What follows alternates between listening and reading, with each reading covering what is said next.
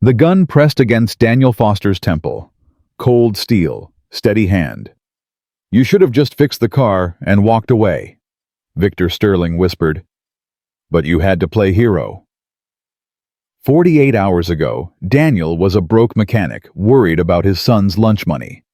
Now he knelt in a secret weapons facility, his hands zip-tied behind his back, watching a billionaire's daughter bleed from a cut on her face. All because he stopped to help a crying girl with a flat tire. All because he couldn't say no when she looked at him and said 3 simple words, "Eat with me." Subscribe to our channel and follow this incredible story to the very end. Comment below which city you're watching from. Let us know how far this story has traveled. The rain hit Daniel Foster's windshield like God was trying to wash away his sins. He gripped the steering wheel tighter, squinting through the downpour. His wipers couldn't keep up. Every swipe revealed another blur of gray highway, another reminder that he was running late. Lucas was waiting. His 10-year-old son had been talking about the father-son baseball practice for 3 weeks straight. 3 weeks of, "Dad, don't forget," and "Dad, you promised," and that look kids give their parents when they've been disappointed too many times, but still believe, still hope, still trust. Daniel checked the clock. 5:47 p.m. Practice started at 6 Huziers. He pressed the accelerator. The Mercedes appeared out of nowhere. Hazard lights blinking in the downpour. Driver's door open. A figure standing in the rain, arms wrapped around herself like she was trying to hold her own body together. Daniel's foot hovered over the brake. "Keep driving," his practical mind said. "You're already late. Lucas is waiting. You can't afford to lose more time." But his hands had already turned the wheel. His truck was already pulling onto the shoulder. His body was already moving before his brain could stop it. Melissa's voice echoed in his memory. "The measure of a man isn't what he has, it's what he does when others need him." 3 years dead, and she still guided him. Daniel stepped out into the rain. The girl couldn't have been more than 17. Designer clothes soaked through, mascara running down her cheeks like dark rivers. She was crying not the dramatic kind, but the quiet, desperate kind. The kind that came from being truly alone and truly scared. "Hey," Daniel called out, raising his voice over the storm. "You okay?" She spun around, startled. Her eyes were red, swollen. "My tire," she managed. "I hit something.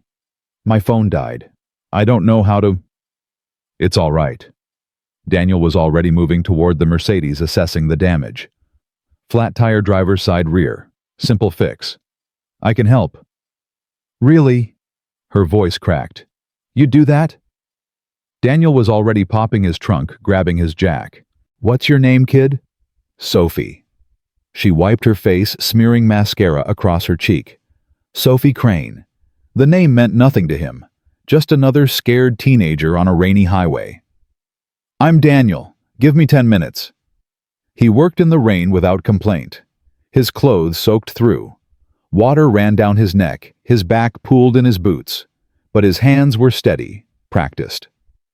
20 years of working on cars had made this second nature. Sophie stood watching, hugging herself. "You're really good at that." "Done it a few times." "My dad used to work on cars with me." Her voice went quiet. "Before." Daniel glanced up. "Before what?" Sophie didn't answer. She was staring at his truck, at the photo taped to the dashboard visible through the rain-streaked windshield. Daniel and Lucas at the lake, both grinning. Lucas holding up a fish the size of his hand, like it was a trophy. "Is that your son?" she asked. "Yeah, Lucas." "He looks happy." Daniel tightened the last bolt. "He is, most of the time." "My dad used to smile like that." Sophie's voice was barely audible now. "Before they took him from me." Daniel stood wiping his hands on his soaked jeans. "Who took him?" Sophie shook her head, the moment of vulnerability closing like a door. "Nobody. I'm sorry. I talk too much when I'm upset." Daniel handed her his phone. Call someone to let them know you're okay. The spare will get you home, but don't go over 50. Get it replaced tomorrow. Sophie made her call short-clipped clearly to someone she didn't want to talk to. When she handed back the phone, she reached for her purse. Let me pay you, please. No. But you're soaked. You've been out here for... I said no. Daniel opened her car door for her. Just get home safe, Sophie. She slid into the driver's seat, then paused, looked up at him with those red-rimmed eyes. Why? She asked. Why what? Why did you stop? Everyone else just drove past. At least 6 cars. I counted. But you stopped. Daniel thought about the question. Really thought about it. Because you needed help, he finally said. That's all the reason I need. Sophie stared at him for a long moment. Something shifted in her expression, surprise maybe, or recognition, like she was seeing something she'd stopped believing existed. Thank you, Daniel, she whispered. I won't forget this. He watched her drive away, taillights disappearing into the rain. Then he checked the time. 6:23 p.m. Practice was over. Lucas was going to be devastated. Daniel found his son sitting on the gymnasium steps, baseball glove in his lap, face pressed against his knees. The coach, Mr. Patterson, stood nearby with his arms crossed. His expression said everything. Lucas. Daniel jogged up the steps. Hey, buddy, I'm so sorry, You promised. Lucas didn't look up. His voice was muffled against his jeans. You promised you'd be here. I know I did, but there was this girl on the highway, she had a flat tire, and her phone was dead, and... There's always something. Lucas finally raised his head. His eyes were wet. There's always a reason. The words hit Daniel like a physical blow, because Lucas was right. There was always a reason. Always an emergency at the shop, always a customer who needed one more thing, always something that came between Daniel and the promises he made to his son. I'm sorry, Daniel said again. The words felt hollow. Insufficient. Mr. Patterson cleared his throat. I'll give you 2 a minute. He walked back into the gymnasium, leaving them alone. Daniel sat down on the step next to Lucas. For a long moment, neither spoke. Mom never missed anything, Lucas finally said. Not one practice, not one game, not ever. Daniel closed his eyes. I know. She was sick and she still came. Remember, she had that thing in her arm for the medicine, and she still sat in the bleachers every single time. Lucas. Why can't you be like her? The question hung in the air between them, sharp and honest and devastating. Daniel didn't have an answer, because the truth was, he couldn't be like Melissa. She had been the organized one, the reliable one, the one who made lists and kept schedules, and never ever let Lucas down. Daniel was just Daniel, a man who fixed other people's cars while his own life fell apart. I'll do better, he said quietly. I promise. Lucas stood up, slinging his glove over his shoulder. Don't promise, just do it. He walked toward the truck without looking back. Daniel sat on the steps for a long moment, letting the rain run down his face, wondering when exactly he had become the kind of father his son couldn't count on. The phone rang at 6:47 the next morning. Daniel was already awake, staring at the ceiling, replaying last night's conversation with Lucas over and over. The boy had barely spoken during dinner, had gone to bed early, had left his bedroom door closed, a small gesture that felt enormous. The phone rang again. Unknown number. Daniel answered. Hello. Is this the mechanic who helped my daughter yesterday? The voice was female, cold, controlled, the kind of voice that expected obedience. Who is this? My driver will pick you up in 30 minutes. We need to talk. Wait, who are you? What? 30 minutes. Mr. Foster, don't be late. The line went dead. Daniel stared at the phone. His hands were shaking, though he couldn't say why.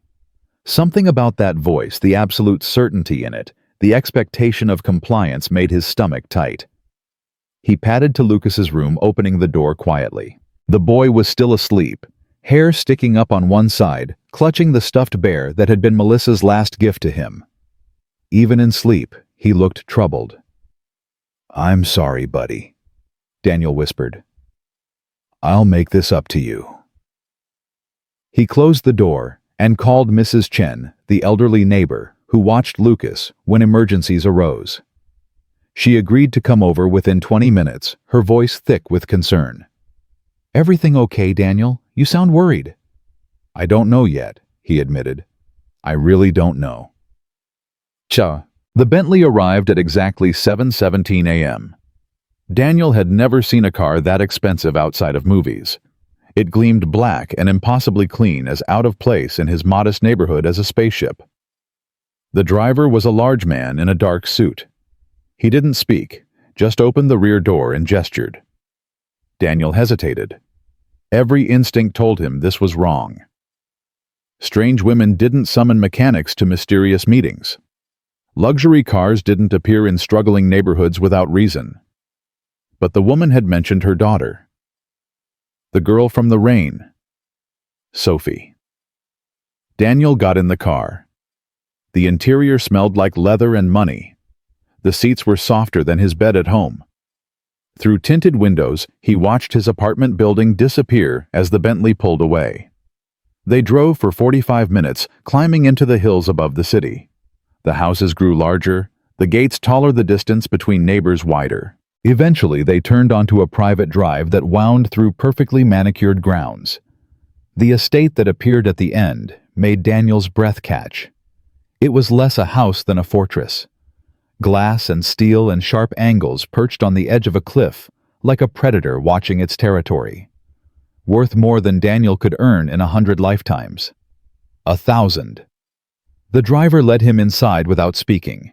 The interior matched the exterior, cold, beautiful, intimidating. Modern art on the walls. Furniture that looked designed rather than lived in. Floor-to-ceiling windows overlooking the city below. "Wait here," the driver said and disappeared. Daniel stood in the center of what appeared to be a living room, feeling like an intruder in a museum. His work boots felt clunky on the polished floors. His faded flannel shirt felt shabby against the sleek surfaces. He noticed a wall of framed photos and articles. A dark-haired woman on magazine covers, Forbes, Time, Bloomberg. Awards, accolades, headlines. Helena Crane, the woman who revolutionized defense technology. Crane Dynamics, from startup to $30 billion valuation. America's most powerful female CEO. Daniel's stomach dropped. Crane. Sophie Crane.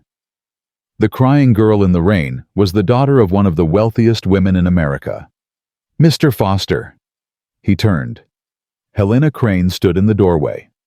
She was smaller than the magazine covers suggested, maybe 5'5", but her presence filled the room. Dark hair pulled back severely. A charcoal suit that probably cost more than Daniel's truck. Eyes that assessed him like a problem to be solved. "Thank you for coming." She didn't offer her hand. "Coffee?" "Sure." She poured from an elegant carafe on a side table, her movements precise and economical. No wasted motion. A woman who valued efficiency. "Sit." It wasn't a request. Daniel sat on the edge of an uncomfortable designer chair, accepting the cup she handed him. The coffee was rich and complex, nothing like the burnt dregs from his shop's ancient pot. Helena didn't sit. She stood at the window back to him, looking out at the view. "You helped my daughter yesterday." "I changed her tire. It wasn't a big deal." It was to her. Helena turned. Her gaze was analytical, measuring. "Sophie doesn't trust people easily. Hasn't for 4 years. Yet she came home last night and talked about you for an hour." Daniel shifted uncomfortably. "I just helped with a flat tire." "You did more than that." Helena moved to sit across from him, crossing her legs with deliberate grace. "You stopped when others didn't." You worked in the rain without complaint. You refused payment. You showed her kindness without expecting anything in return. That's just basic human decency. Something flickered across Helena's face, surprise maybe, or confusion. Is it? In my experience, people rarely act without calculation of benefit. Daniel set down his coffee cup, suddenly uncomfortable. Look, Mrs. Crane, Ms. Crane, I don't know why you brought me here, but if it's about money, I already told Sophie I don't want payment. This isn't about money. Helena leaned forward slightly. This is about who you are, Mr. Foster, or more specifically, about whether I can trust you. Trust me with what? Helena didn't answer immediately. Instead, she picked up a tablet from the side table, glancing at it briefly. Daniel Marcus Foster, age 43. Former aerospace engineer at Hartwell Defense Systems, left 5 years ago following company restructuring. Opened Foster Auto Repair shortly after. Son Lucas, age 10, 4th grade at Lincoln Elementary, exceptional academic performance. Late wife Melissa, deceased 3 years from ovarian cancer. Outstanding medical debt of approximately $140,000. Current credit score 618. Monthly income approximately 40% below your previous engineering salary. Daniel's coffee cup froze halfway to his mouth. How do you... I know everything about anyone who comes into contact with my family, Mr. Foster. Helena set down the tablet. Standard precaution. Sophie is vulnerable. Has been since her father's accident. Her father? Helena's expression tightened almost imperceptibly. My ex-husband, Marcus. 4 years ago there was an incident. An attempted kidnapping targeting Sophie. Marcus intervened. He was shot twice. Daniel felt the blood drain from his face. Jesus. He survived, but the brain damage was extensive. Helena's voice remained controlled, but something dark moved behind her eyes. He doesn't recognize Sophie anymore. Doesn't remember their relationship. Doesn't remember teaching her to work on cars in their garage every Sunday. That's what Sophie had meant. Before they took him from me. I'm sorry, Daniel said. I'm sorry. So you understand why I'm cautious. Why I investigate anyone Sophie shows interest in. Helena's gaze sharpened.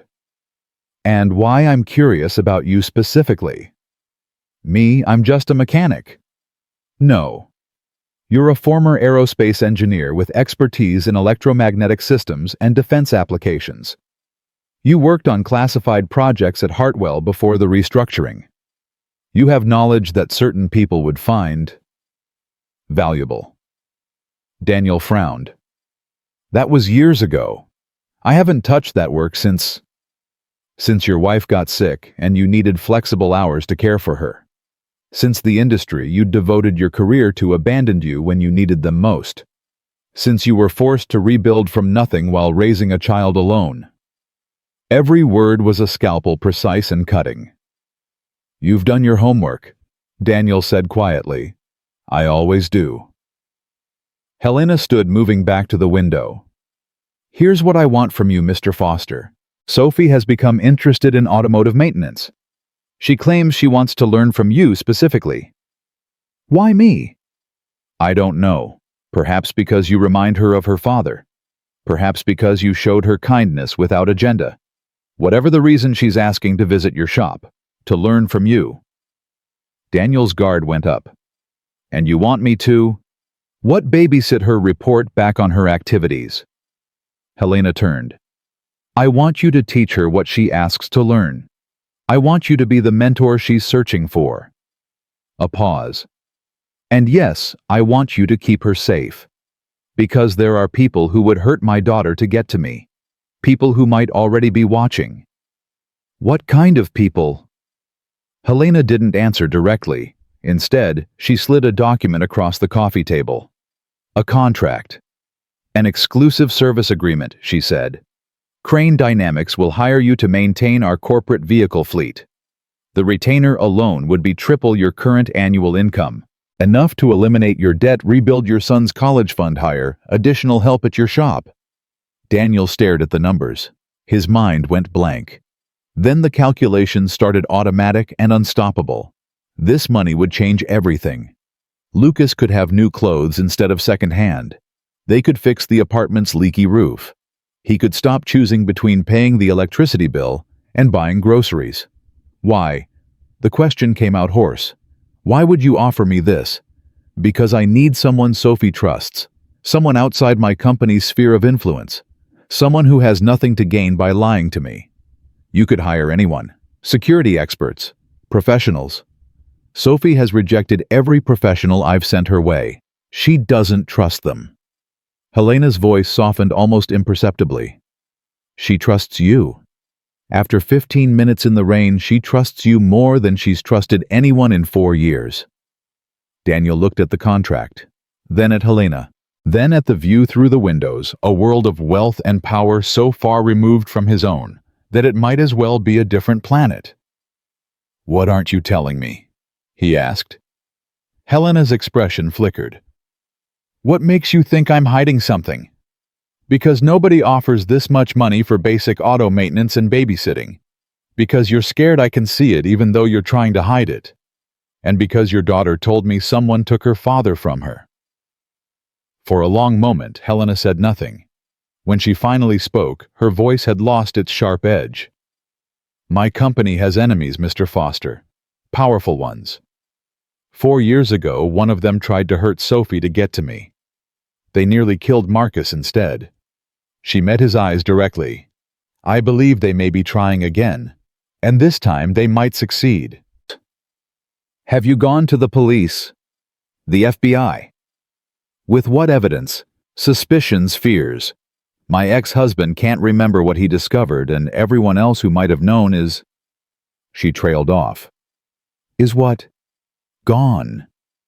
The word hung in the air between them. Reassigned, retired, disappeared. Anyone who got close to the truth has been removed one way or another. Daniel's skin prickled with warning. What truth? Helena picked up the contract, holding it out to him. "Take this.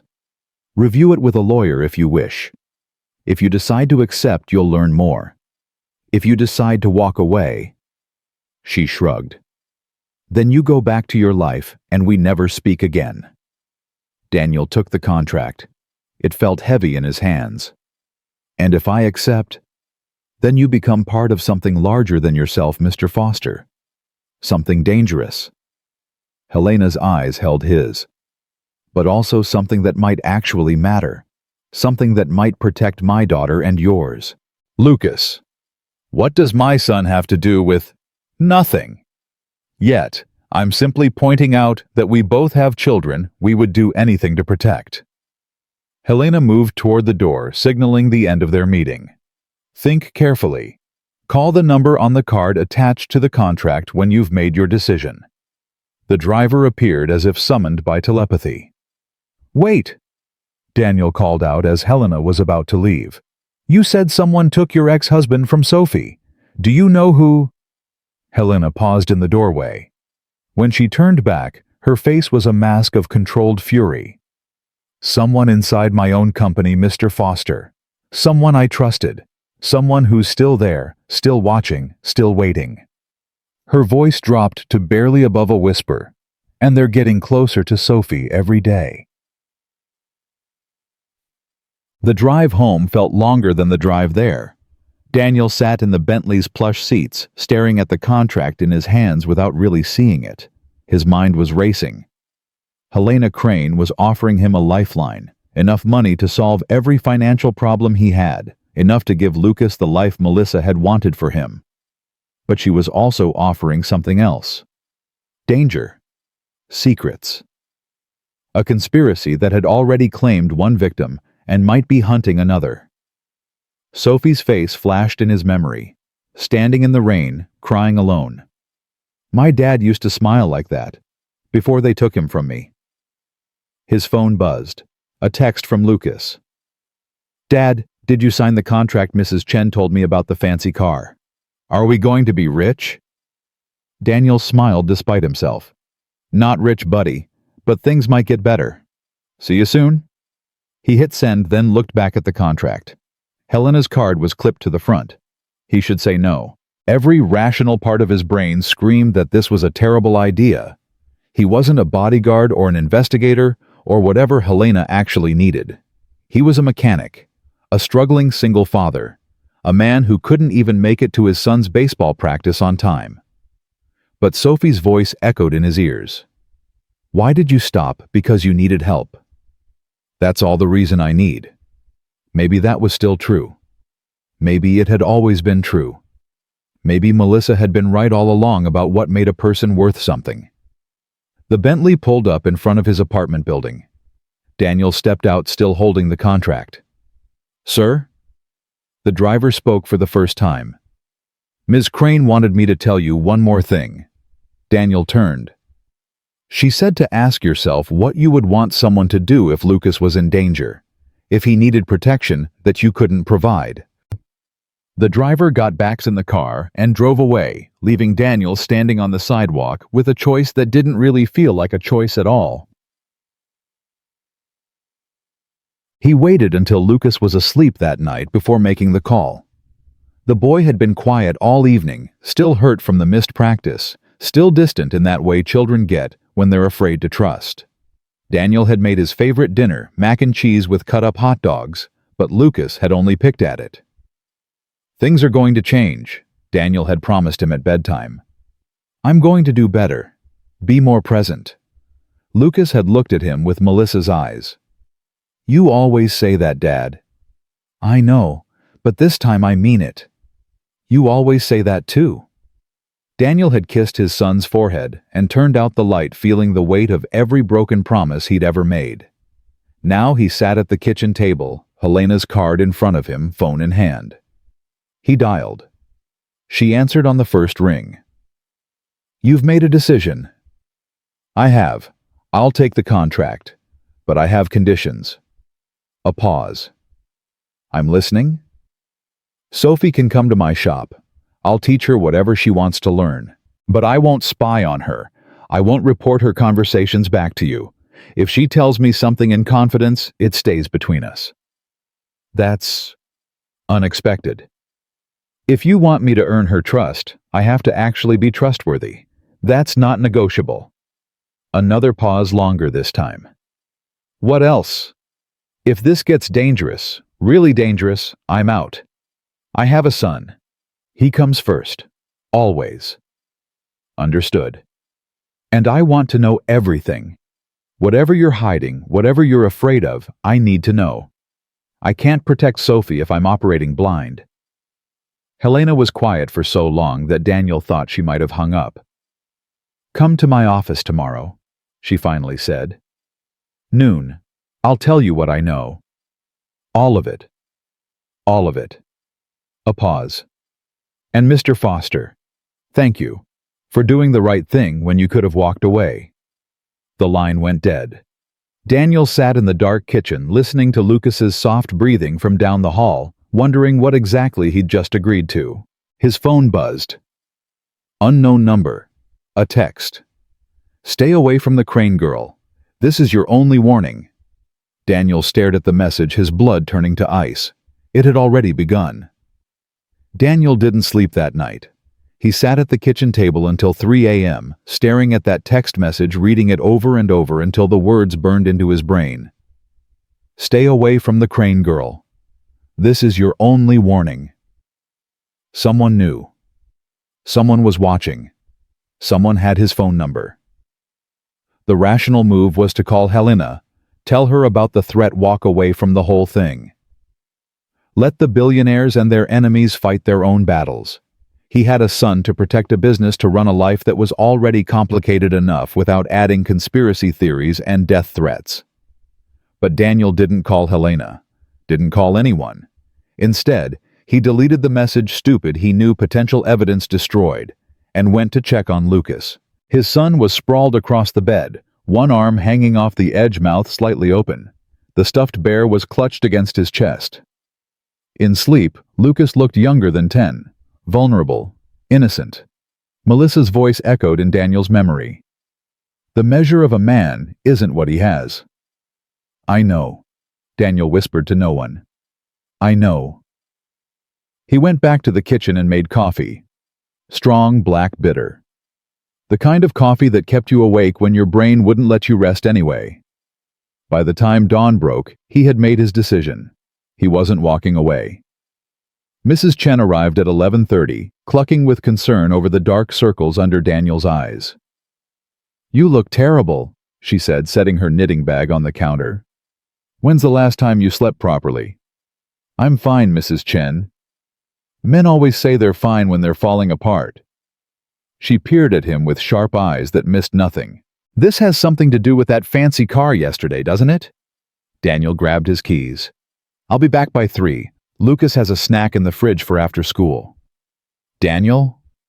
Her voice stopped him at the door. Whatever you're getting into, be careful. That boy needs his father. I know, Daniel said. That's exactly why I'm doing this. The Crane Dynamics headquarters occupied 40 floors of a downtown skyscraper. Daniel had driven past it hundreds of times without ever really seeing it, just another glass tower in a city full of them. Now he stood in the lobby, feeling like an intruder in a world that didn't belong to him. Mr. Foster. A young woman in a crisp blazer approached. Miss Crane is expecting you. Follow me, please. They rode the elevator in silence, climbing floor after floor. When the doors opened on the 40th floor, Daniel stepped into a space that made Helena's home look modest. Glass walls, panoramic views, furniture that probably cost more than his annual income. Helena was waiting in a corner office. She stood when he entered, gesturing to a chair across from her desk. Thank you for coming. She closed the door herself, dismissing her assistant with a look. Coffee. I've had enough coffee to keep me awake for a week. Helena studied his face. You didn't sleep. It wasn't a question. Someone sent me a message last night. Daniel pulled out his phone, then remembered he'd deleted it. Told me to stay away from Sophie. Called it my only warning. Helena's expression didn't change, but something behind her eyes went cold. What exactly did it say? Stay away from the Crane girl. This is your only warning. That's it. Unknown number. Did you trace it? I'm a mechanic, not a tech expert. I wouldn't know how. Helena was already pressing buttons on her desk phone. James, I need you in my office. Now. She hung up and looked at Daniel. James Wong, head of our cybersecurity division, former NSA. If that message can be traced, he'll find it. Wait. Daniel held up a hand. I deleted the message. I know it was stupid, but nothing is ever truly deleted, Mr. Foster. Not in the digital age. The door opened, and a wiry Asian man entered, tablet already in hand. He looked like he hadn't slept in days either. Kindred spirits, Daniel thought grimly. James, this is Daniel Foster, the man I mentioned. James gave Daniel a quick once-over, then turned to Helena. The mechanic. The aerospace engineer who happens to work as a mechanic. Helena gestured to Daniel's phone. He received a threatening text last night. I need you to trace it. James took the phone without asking permission. His fingers flew across the screen, then the tablet, then back to the phone. You deleted it. I know. Doesn't matter. More typing. Give me 30 minutes. He left without another word. Helena turned back to Daniel. Now, you wanted to know everything. I need to know what I'm walking into. Helena moved to the window, her back to him. For a long moment, she didn't speak. When she finally did, her voice was different. Quieter. Older. Crane Dynamics was my husband's dream originally. Marcus founded it 23 years ago, straight out of MIT. Brilliant engineer, terrible businessman. A ghost of a smile touched her lips. I came on as CFO when we got our first major defense contract. Within 5 years, I was running everything. Marcus didn't mind. He was happy in the lab designing systems, solving problems. That was where his genius lived. What happened to the marriage? Success happened. 70-hour work weeks. Missed dinners. Missed anniversaries. Helena turned to face him. We divorced 8 years ago. Amicable mostly. We shared custody of Sophie. Remained friendly for her sake. And then 4 years ago, Marcus came to me with something he'd discovered. Helena's hands tightened at her sides. Discrepancies in our financial records. Money moving through shell companies. Research and development happening off the books. Daniel leaned forward. What kind of research? That's what Marcus was trying to determine. He found references to something called Project Eclipse. A development initiative that didn't exist in any official company records yet was consuming millions in funding. Did he find out what it was? Helena shook her head slowly. He got close. Too close. The night before the shooting he called me. Said he'd discovered who was behind Eclipse and why. Said he had proof. What kind of proof? I don't know. He insisted we meet in person. Said the phones weren't safe, the emails weren't safe, nothing was safe. Helena's voice caught slightly. We arranged to meet the next morning. He never made it. The pieces were beginning to form a picture in Daniel's mind. Not a complete one, but enough to see the shape of something dark. The kidnapping attempt on Sophie, he said slowly. It was a setup. That's what I believe now. At the time I thought it was random, a wealthy target criminal opportunity. The police agreed. Case closed. Bitterness crept into her voice. But Marcus was shot 4 times, Mr. Foster. The supposed kidnappers never fired at Sophie. Never touched her. They shot Marcus and vanished before the police arrived. No arrests. No leads. Nothing. You think someone wanted Marcus dead? I think someone wanted to silence him before he could expose whatever he'd found. Helena moved back to her desk, pulling out a thick folder. And I think that someone is still here, still watching, still waiting. She slid the folder across to him. Daniel opened it. Inside were financial records, organizational charts, photographs. A web of connections he couldn't immediately decipher. I've spent 4 years quietly investigating, Helena said. Carefully, slowly. I couldn't risk alerting whoever was responsible, but 3 months ago, something changed. What? Sophie started asking questions, going through her father's old files, accessing restricted areas of our network. Helena's jaw tightened. I thought I'd hidden my investigation from her, but she's too smart, too determined. She's been conducting her own search for answers. And that's why you need someone to watch her, someone she'll actually talk to. Yes. Because if she gets too close to the truth... Helena met his eyes directly. They'll do to her what they did to her father. The weight of it settled on Daniel's shoulders. Not just a job, not just a contract, a girl's life possibly hanging in the balance. Why me? He asked again. Really? You could hire professional protection, former military, experts.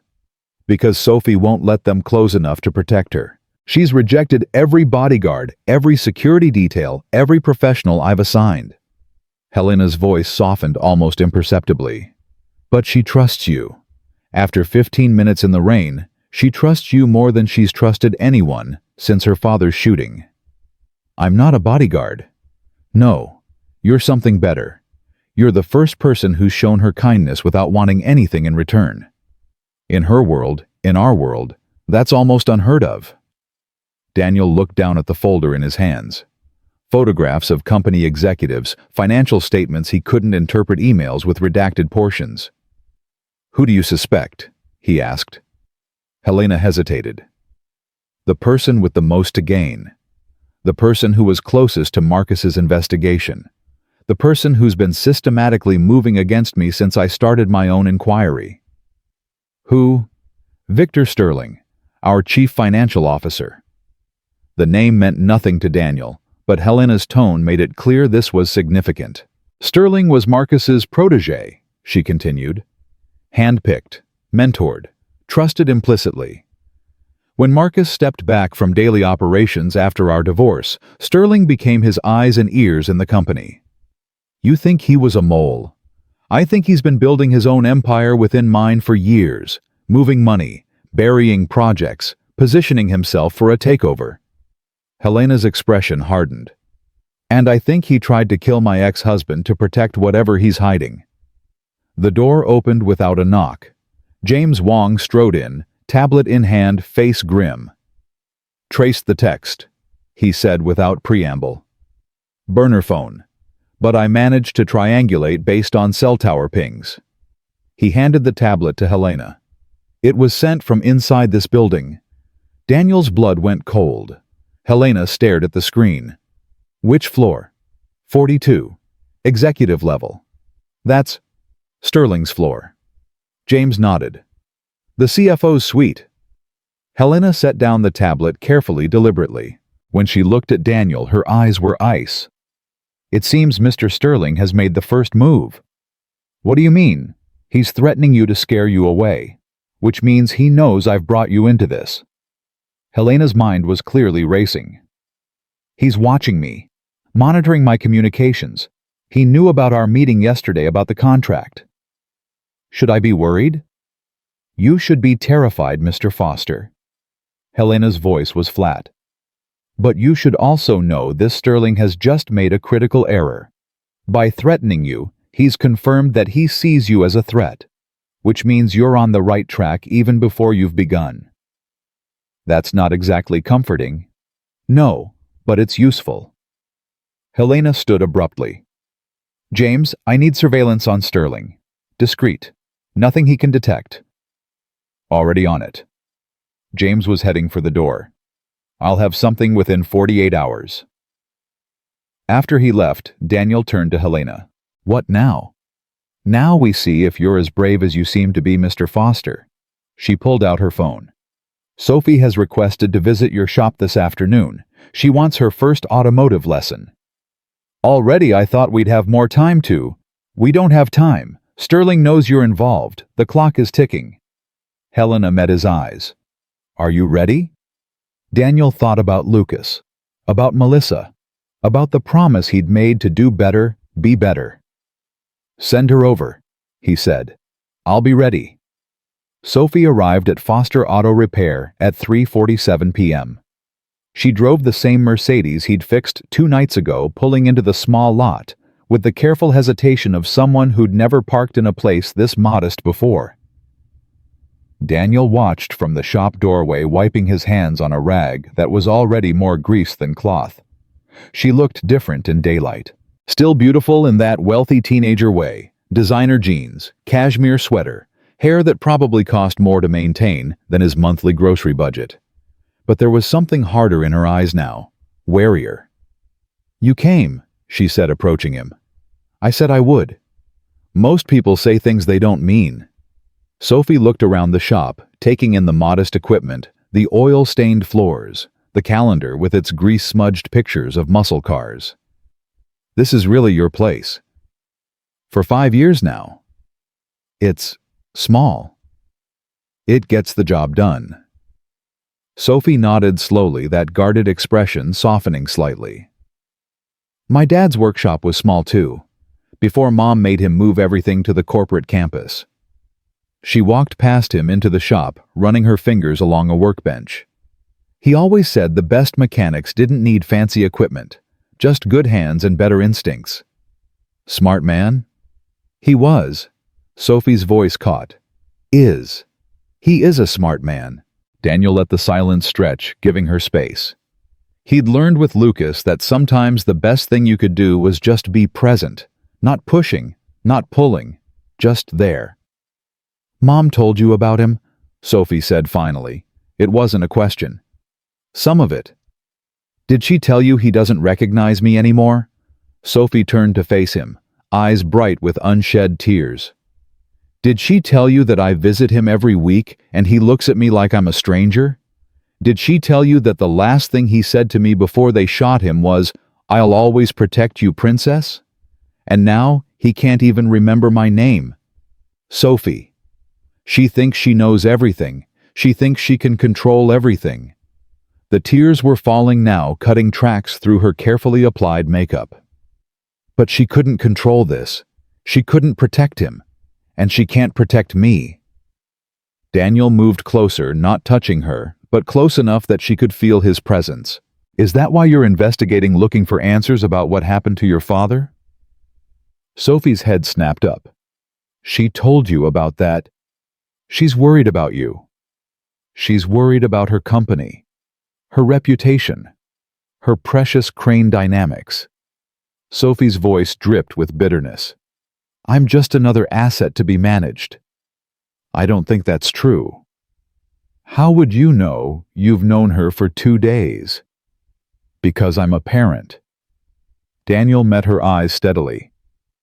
And I know what it looks like when someone is terrified of losing their child. Something in Sophie's expression shifted. The anger was still there, but underneath it, Daniel glimpsed something else. Doubt, confusion, a desperate wanting to believe that might be true. She sent you to spy on me, Sophie said. Didn't she? She asked me to keep you safe. That's not the same thing. It's exactly the same thing. No. Daniel's voice was firm. Spying would mean reporting everything you say to her. Keeping you safe means making sure you're still alive to hate me for it later. Sophie stared at him. Then unexpectedly she laughed. It was a small sound, fragile but real. You're weird, she said. I've been told. Most people my mom hires are all yes ma'am and of course ma'am. They don't talk back. They definitely don't make jokes. I'm not most people. No. Sophie studied him with new interest. You're not. She walked deeper into the shop, examining tools touching surfaces clearly more comfortable than she'd first appeared.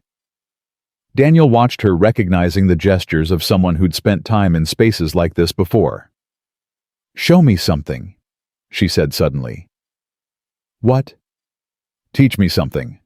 About cars. Something my dad might have taught me if he'd had more time. Daniel considered this. Then he walked to the old pickup truck he'd been working on before she arrived Mrs. Patterson's ancient Honda in for its millionth oil change. Come here, Sophie approached, and he popped the hood, revealing the engine beneath. This is a 2003 Honda Civic, Daniel said. One of the most reliable engines ever made. Your dad would have appreciated it. Why? Because it's honest. No pretense. No fancy computer systems trying to convince you it's something it's not. Just pistons and cylinders and the basic physics of internal combustion. He pointed to various components as he spoke.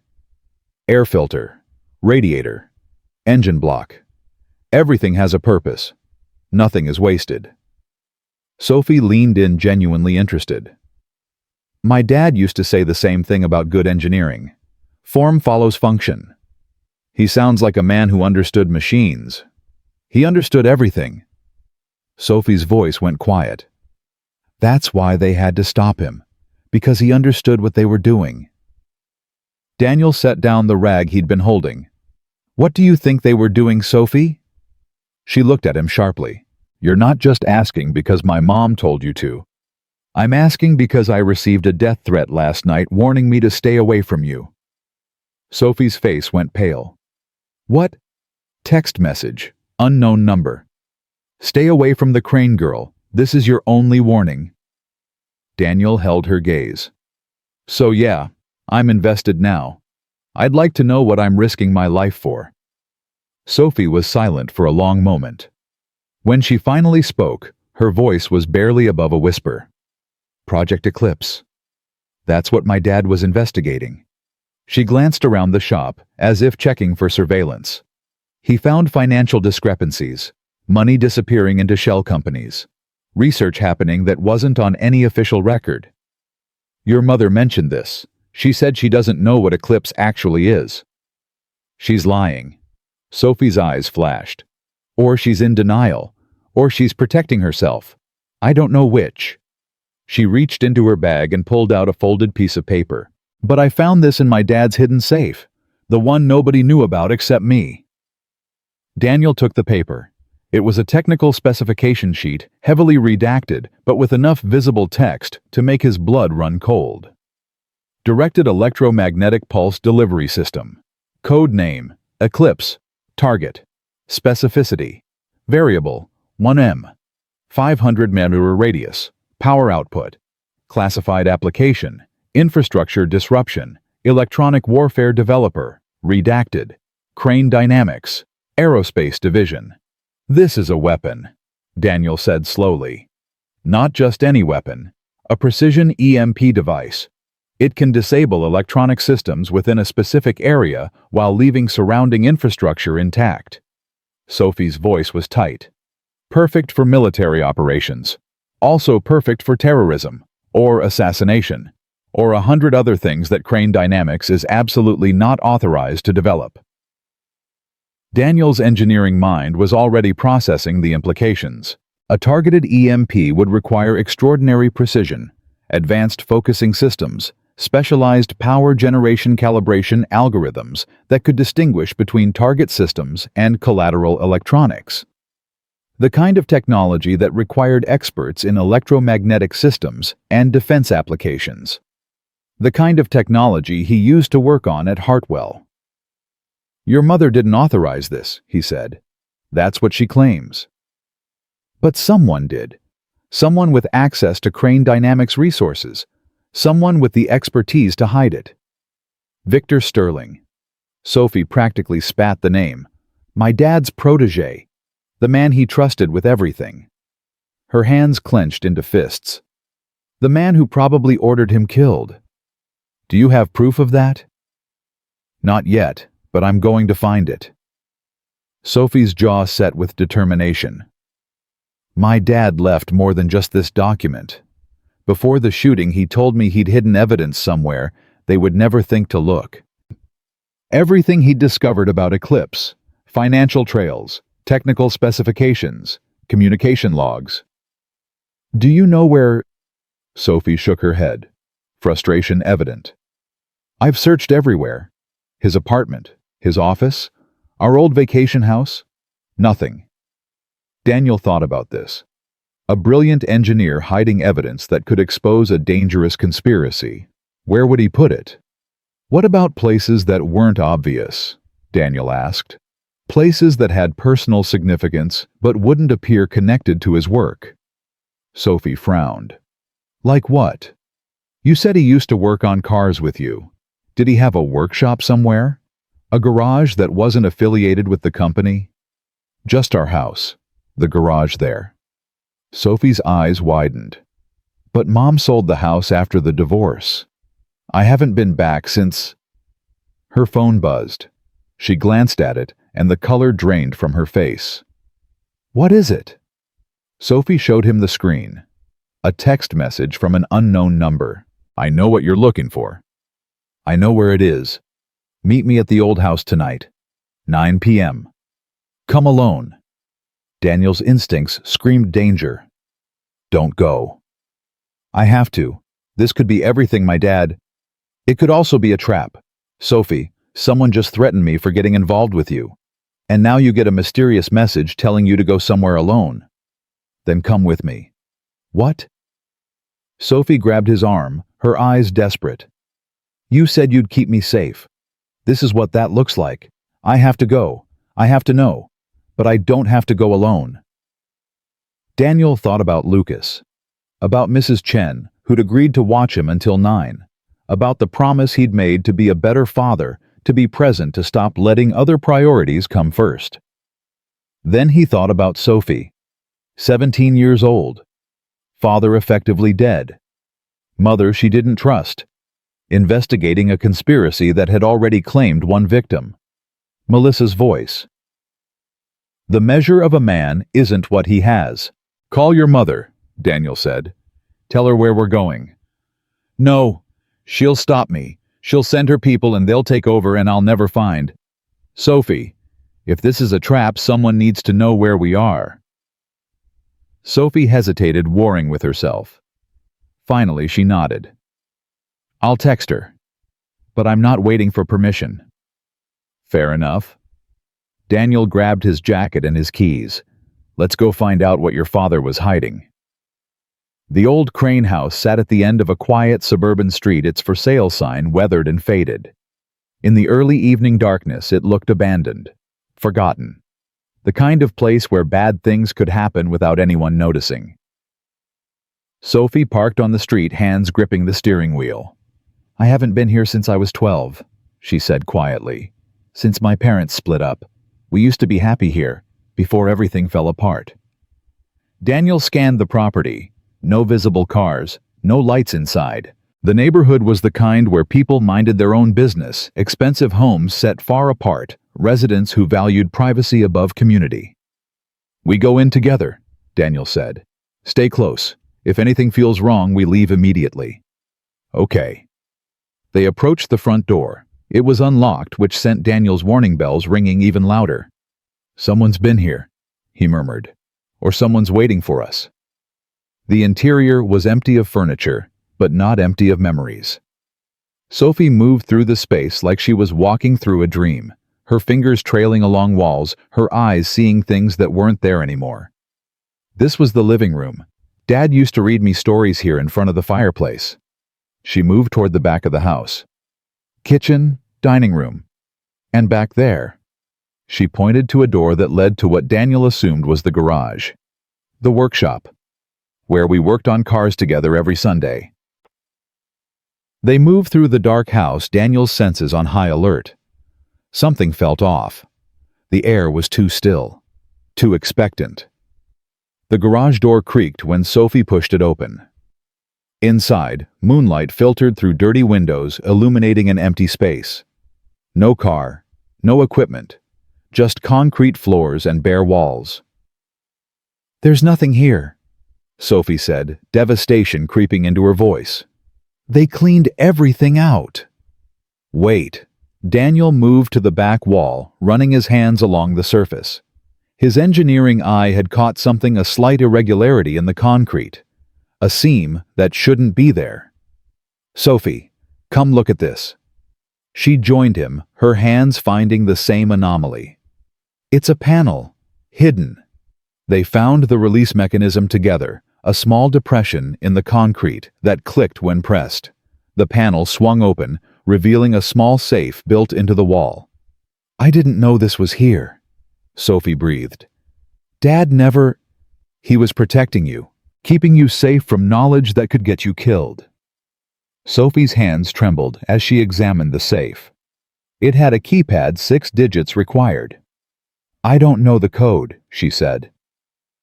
Daniel studied the keypad. 6 digits. Personal. Something Marcus would remember but others wouldn't guess. When's your birthday?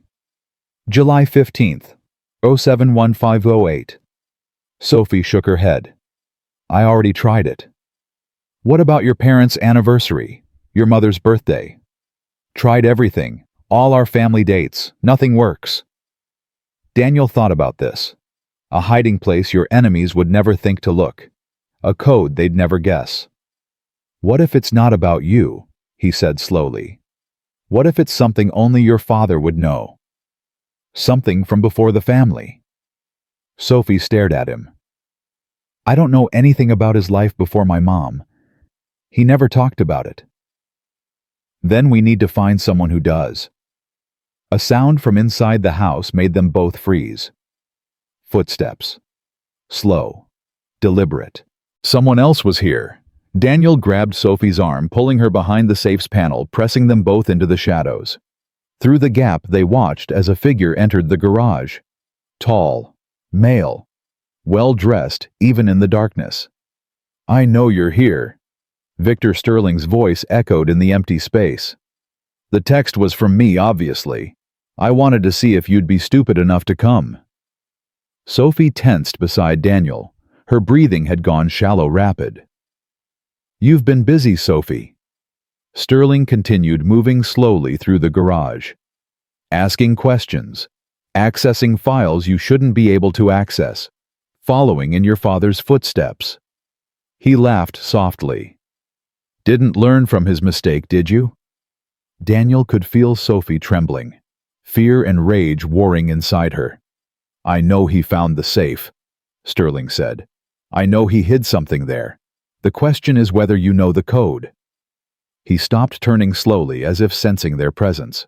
Why don't you come out and we'll discuss it civilized-like? Daniel made a decision. He pressed something into Sophie's hand, his car keys, and leaned close to her ear. Back door. My truck is parked 2 streets over. Go. I'm not leaving you. Go, now. He stepped out of the shadows before she could argue. Looking for me, Daniel said. Sterling turned surprise flashing across his face before it smoothed into controlled amusement. The mechanic. How touching. He tilted his head. Where's Sophie? Gone. Called her mother before we came in. Cops are probably on their way. It was a bluff. Daniel had no idea if Sophie had actually contacted Helena. Sterling's smile didn't waver. I don't think so. Sophie would never trust her mother with something this important. He took a step closer. But it doesn't matter. You're here. And you know about the safe. That makes you a liability. You're going to kill me. In the middle of a suburban neighborhood. You'd be surprised what people don't notice when they're trying hard not to see. Sterling reached into his jacket. Daniel didn't wait to see what he was reaching for. He moved. Years of working with heavy equipment, lifting engines, wrestling with stubborn machinery, it had kept him strong. He closed the distance before Sterling could react, slamming into him, driving him backward into the wall. The gun went off. Wild. Missing everything. They grappled in the darkness. Sterling surprisingly strong for a man who spent his days in boardrooms. Daniel took an elbow to the jaw, tasted blood, but didn't let go. He got his hands around Sterling's wrist, slammed it against the concrete until the gun dropped. Sterling brought his knee up. Daniel barely twisted away in time. You're making a mistake. Sterling hissed, their faces inches apart. You don't know what you're dealing with. I know enough. Daniel drove his forehead into Sterling's nose. Bone crunched. Blood sprayed. Sterling screamed, stumbling backward, hands flying to his face. Daniel kicked the gun into the shadows and ran, out the back door, through the overgrown yard, over the fence. He didn't stop until he reached his truck where Sophie was waiting in the passenger seat, face pale, eyes wide. Drive, she gasped. Just drive. Daniel drove. They didn't speak until they were miles away, the quiet suburb fading in the rearview mirror. He was going to kill you, Sophie finally said. Her voice was shaking. Yeah. You could have died. For me. Daniel glanced at her. This girl who'd lost her father, who'd been hunting for truth in a world full of lies, who reminded him in so many ways of the man Lucas was going to become. The measure of a man isn't what he has, he said quietly. It's what he does when others need him. Sophie stared at him. Tears were streaming down her face. My dad used to say something like that. Smart man. Sophie's phone buzzed. She looked at it, then showed Daniel the screen. A text from Helena. Where are you? What happened? Call me immediately. And below it, another message. Unknown number. You should have stayed away. Now everyone you love pays the price. Daniel's blood turned to ice. Lucas. He pressed the accelerator to the floor. Daniel's hands shook on the steering wheel as he dialed Mrs. Chen's number. 1 ring. 2 rings. 3. Pick up, he breathed. Please pick up. 4 rings. 5. Sophie watched him from the passenger seat, her face pale with understanding. Daniel. Come on. Come on. Come on. The voicemail clicked on. Mrs. Chen's cheerful recorded voice filled the truck cab. Daniel hung up and called again. Same result. Something's wrong. His voice came out strangled. She always answers. Always. He pressed the accelerator harder. The truck's engine screamed in protest. They were still 20 minutes from his apartment. 20 minutes that might as well be 20 years. Sophie was already on her phone. I'm calling my mother. She has security teams. She can get someone there faster than us. Daniel didn't argue. Couldn't argue. His entire world had narrowed to a single point: Lucas. His son. His reason for everything. Sophie spoke rapidly into the phone. Mom, listen to me. Don't talk, just listen. Sterling is involved. Project Eclipse. He just tried to kill us at the old house. And now someone threatened Daniel's son. We need people at his apartment immediately." She rattled off the address from Daniel's registration documents in the glove compartment. "I don't care about protocols," Sophie snapped into the phone.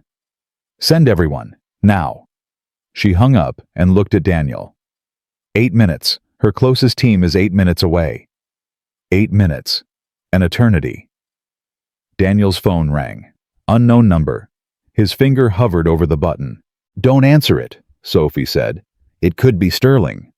It could be about Lucas." He answered, "Mr. Foster." Victor Sterling's voice was calm, controlled, despite the broken nose Daniel had given him. "I believe we have unfinished business." "Where is my son?" "Straight to the point. I respect that." Sterling's breathing was slightly labored. "Your son is fine. For now. The old woman too. Sleeping peacefully, completely unaware of the danger they're in." Daniel's grip on the phone tightened until his knuckles went white. "If you touch him—" "I don't want to touch him, Mr. Foster. I want to make a trade. You have something I need. Or rather, you're close to something I need." "The safe." "Very good. The code. I need the code to Marcus's safe." "I don't know it." "Then find it. You have until midnight." Sterling's voice hardened. "After that, I stop being patient, and I start being creative." The line went dead. Daniel dropped the phone like it had burned him. His breath came in ragged gasps. "What did he say?" Sophie demanded. "He wants the code. To your father's safe. I have until midnight." "But we don't know the code." "I know." They drove in silence for a terrible moment. Daniel's mind raced through possibilities, scenarios, outcomes. None of them good. "There has to be a way," Sophie said finally. "My dad was brilliant, but he was also sentimental. The code would mean something to him. Something important." "You said you tried all the family dates." "I tried everything I could think of." "Then we need to think of something you couldn't." Daniel's voice steadied as his training kicked in. Years of engineering, years of problem solving, years of finding solutions when none seemed to exist.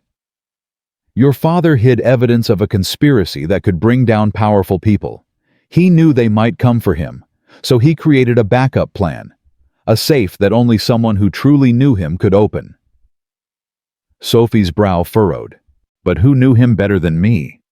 We were so close before.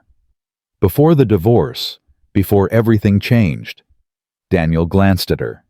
"What about his life before your mother? Before you? Everyone has a past." He never talked about it, said it wasn't important. Maybe that's exactly why it is important. Daniel's phone buzzed. A text from Helena. "Team at your apartment. All clear. Son and neighbor safe. Bringing them to my secure location. Call me." The relief that flooded through Daniel was so intense it was almost painful. He pulled the truck to the side of the road, unable to drive for a moment. "They're safe," he managed. "Lucas is safe." Sophie exhaled sharply. "Thank God." Daniel called Helena immediately. "Mr. Foster." Her voice was tight with controlled anger. "What the hell happened tonight?" "Sterling happened. He was waiting for us at the house. He knows about the safe." "I'm aware. I've been briefed." A pause. "Your son is frightened but unharmed. The neighbor was sedated but is recovering. They're both en route to a secure location." "Where?" "A property Sterling doesn't know about. Purchased through shell companies after Marcus's shooting. I've been preparing for something like this for years." Daniel closed his eyes. "Thank you. Don't thank me yet. Sterling has made his move. That means he's desperate, which makes him dangerous." Helena's voice softened almost imperceptibly. "Bring Sophie to me. We need to regroup, plan our next steps. We need to figure out that code. Sterling gave us until midnight. Then we have approximately 4 hours." Helena paused. "Come to my office. I have resources that might help. And Mr. Foster." "Yes. You protected my daughter tonight. Whatever happens next, I won't forget that." Crane Dynamics headquarters looked different at night. The glass tower was less imposing in darkness, its windows reflecting the city lights like 1,000 watching eyes. Security met them at the entrance, men with earpieces and barely concealed weapons. They escorted Daniel and Sophie to the private elevator and up to Helena's office. She was waiting for them along with James Wong and two men Daniel didn't recognize. The office had been transformed into something resembling a war room. Multiple screens displayed security feeds, financial data, communication logs. Sophie. Helena crossed to her daughter immediately. For a moment, Daniel thought she might embrace her. Instead, she gripped Sophie's shoulders, examining her face. "Are you hurt?" "I'm fine, Mom." "You could have been killed, going to that house alone." "I wasn't alone. Daniel was with me." Sophie pulled away. "And we found the safe. Dad's safe. Everything he discovered about Eclipse is in there." Helena's expression shifted. "You found it?" "We found it. We just can't open it." Sophie looked at the gathered team. "The code is 6 digits. I've tried everything I could think of. Family dates, anniversaries, birthdays, nothing works." James Wong moved to one of the screens. "I might be able to help. I've been digging into Marcus's background. The man had layers." "What kind of layers?" "The kind most people don't know about." James pulled up a file. Before Crane Dynamics, before Helena, Marcus Reynolds spent 3 years working for a defense contractor called Hartwell Defense Systems. Daniel's blood went cold. "Hartwell, you know it. I worked there 10 years ago." Daniel's mind was racing. "That's where I started my career, in the electromagnetic systems division." Helena and Sophie both stared at him. "You worked for the same company as my ex-husband." Helena's voice was sharp. "Why didn't you mention this before?" "Because I didn't know. I never met anyone named Marcus Crane at Hartwell." "He wasn't Marcus Crane then." James pulled up another document. "Before he married Helena, before he changed his name to match hers for business reasons, he was Marcus Reynolds." The name hit Daniel like a physical blow. "Marcus Reynolds," he repeated slowly. "Dr. Marcus Reynolds. You knew him." Sophie's voice was barely a whisper. "I never met him personally, but I knew his work." Daniel moved closer to the screen, staring at the photo James had pulled up.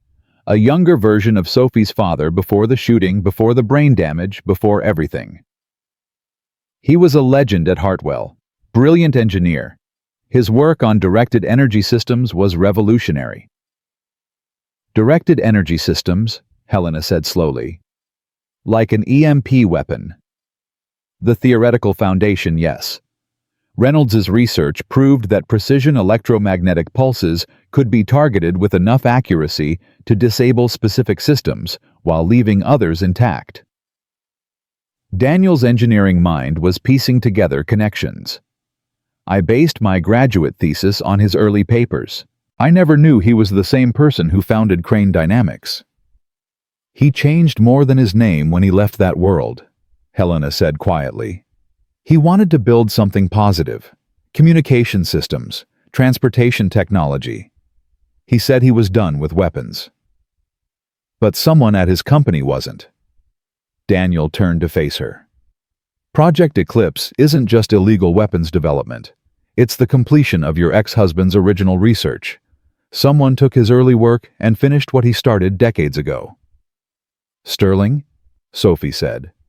"It has to be Sterling." "Sterling doesn't have the technical expertise." Daniel shook his head. "He's a financial man, not an engineer. Someone else is actually building the weapon.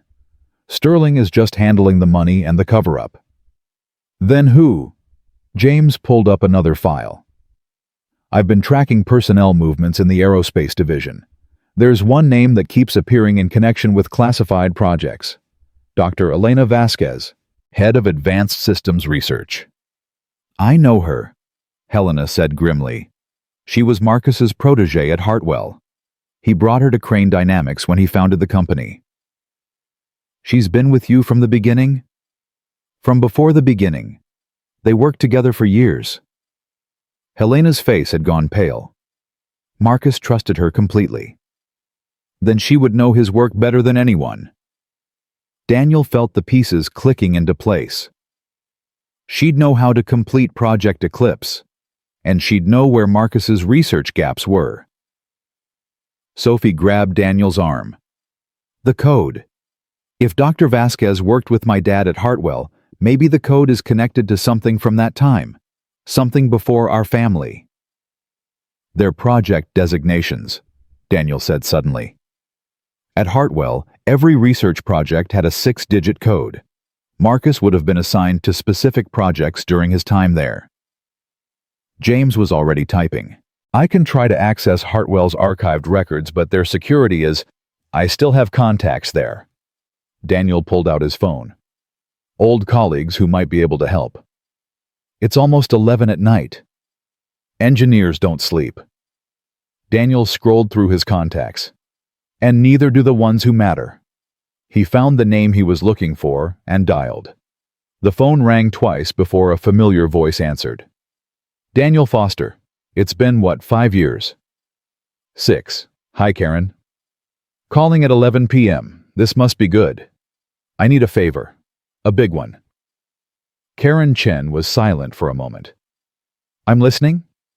I need project codes from the Reynolds era at Hartwell. Specifically, anything Marcus Reynolds was assigned to in the Directed Energy Division. Another pause. That's classified information, Daniel.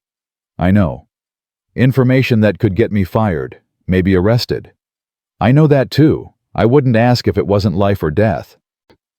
Whose life? Whose death? Daniel looked at Sophie, at her desperate eyes, at the weight of 4 years of grief and searching written across her face. A 17-year-old girl who lost her father to people who are still trying to hurt her. And a 10-year-old boy who almost lost his father tonight because I tried to help her. Karen exhaled slowly. You always did have a hero complex, Danny. Can you help? Give me 20 minutes. And Daniel, you owe me dinner. A nice one. Done. The 20 minutes felt like 20 hours. Daniel paced Helena's office while Sophie sat rigid in a chair, her hands clasped so tightly her knuckles were white. James continued working his screens, tracking Sterling's movements, monitoring communications. Helena stood at the window, staring out at the city below. If this doesn't work, she said quietly, if we can't get the code... It'll work, Daniel said, more confidence than he felt. Sterling won't stop. He's gone too far, exposed too much. Helena turned to face him. He'll kill all of us to protect his secret. Then we don't give him the chance. Daniel's phone buzzed. A text from Karen. Found 3 project codes associated with Reynolds. Sending now. The numbers appeared on his screen. Project Aurora 041578. Project Sentinel 091982. Project Nightfall 031584. Daniel read them aloud. Sophie's head snapped up. Try them, she said. Try all of them. James pulled up a virtual keypad on one of his screens. I've got a remote connection to a system that can simulate the safe's lock mechanism. If one of these codes is correct, it should register. He typed in the first code, 041578. The screen flashed red. Invalid. Second code, 091982. Red again. Invalid. Third code, 031584. Red. Invalid. Sophie's face crumpled. None of them work. Wait. Daniel stared at the numbers, his engineer's mind turning them over. These are project codes, not personal codes. Marcus wouldn't use something that official, something that obvious. Then what? Daniel thought about what he knew about Marcus Reynolds. Brilliant engineer. Loving father. A man who hid evidence in a safe because he knew his enemies were closing in. A man who gave his daughter a locket for her 13th birthday. The locket, Daniel said suddenly. Sophie, you mentioned a locket. One your father gave you. My USB locket. For storing digital files. Dad gave it to me because... Sophie stopped, her eyes widening. Because he said I might need to keep important things safe someday. Do you still have it? Sophie's hand went to her neck. I wear it every day. She pulled out a delicate chain, and at the end, a small silver pendant. Daniel leaned closer. The locket was beautifully crafted, but there was something unusual about its design. Numbers etched into the edge, small, almost invisible. There's a code, Sophie breathed. On the locket. I never noticed. James handed her a magnifying glass from his desk. Sophie examined the locket, her hands trembling. 721984. She looked up. 721984.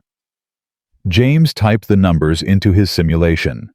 The screen flashed green. Valid. That's it? Helena said, her voice barely audible. That's the code. 721984. Daniel turned the numbers over in his mind. July 21st, 1984. What happened on that date? Sophie asked. I don't know, but it meant something to your father. Something important enough to use as the key to everything he discovered. James was already searching. July 21st, 1984. Let me see. Marcus Reynolds would have been 23 years old, still at MIT finishing his doctorate. His thesis defense, Helena said suddenly. Everyone turned to look at her. Marcus told me once, July 21st, 1984. The day he successfully defended his doctoral thesis. The day he became Dr. Marcus Reynolds. The day his career truly began, Daniel added. Before the weapons, before the company, before everything that came after, the beginning. Sophie's eyes were bright with tears. He chose the date that made him who he was. Before anyone could corrupt his work.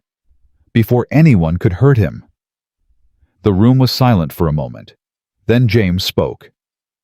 We have the code, but the safe is still at the house, and Sterling's people are probably watching it. Then we need to get there first. Daniel checked his watch. It's 11:23. We have 37 minutes before Sterling's deadline. You're not going back there. Helena's voice was firm. I'll send a team. Sterling said I have until midnight. If he sees your security instead of me, he might escalate.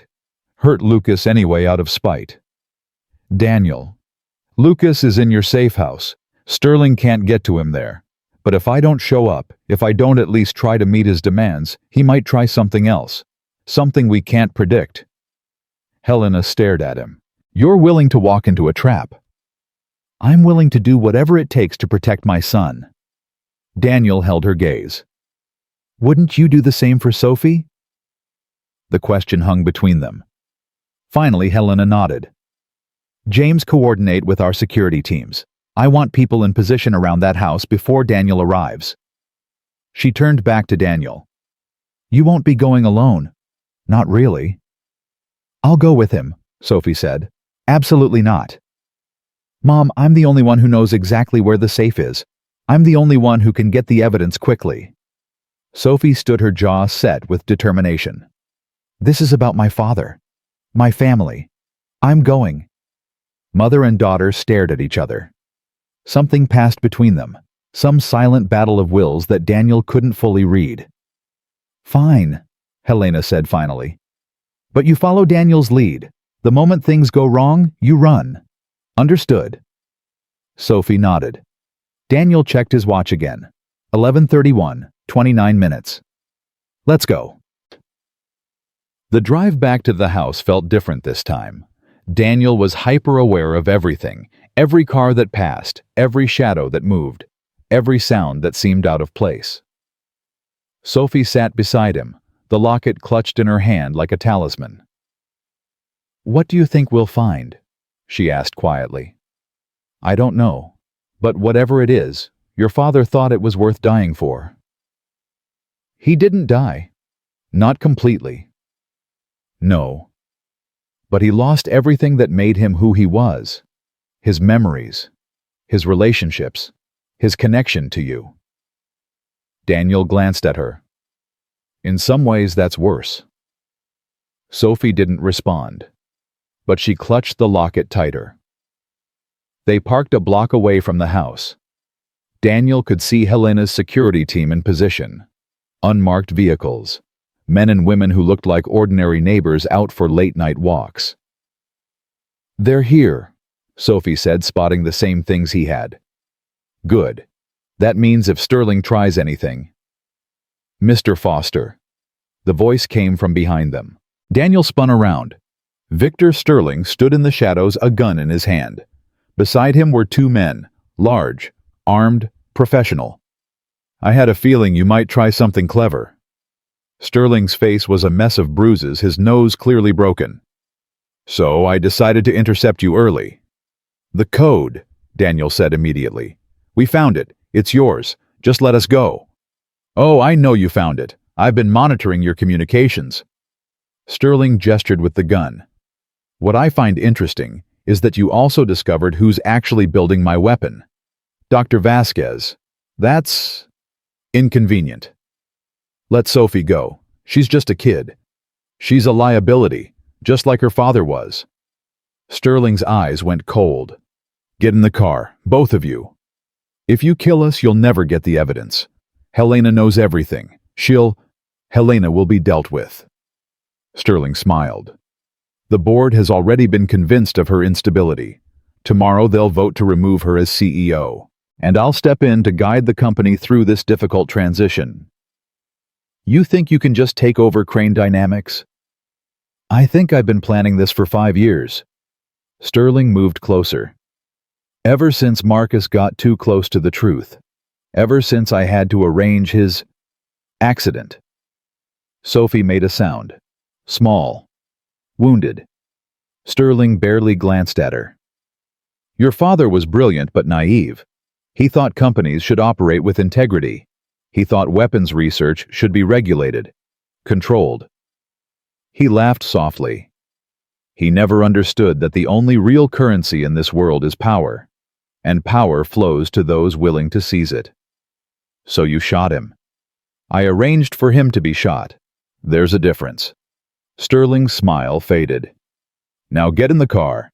We're going to take a drive to the house, retrieve the evidence, and then have a conversation about your future, or lack thereof."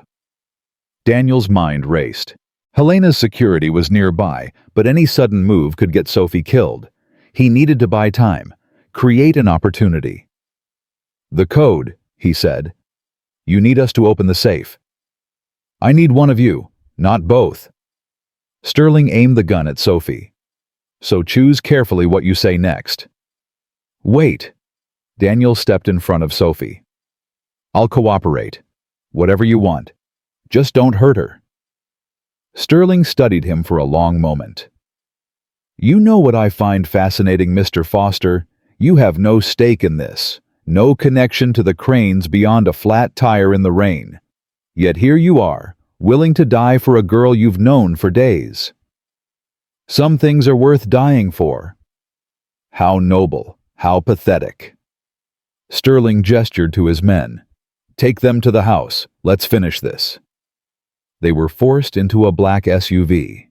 Sterling sat across from them, gun never wavering. His men drove in silence.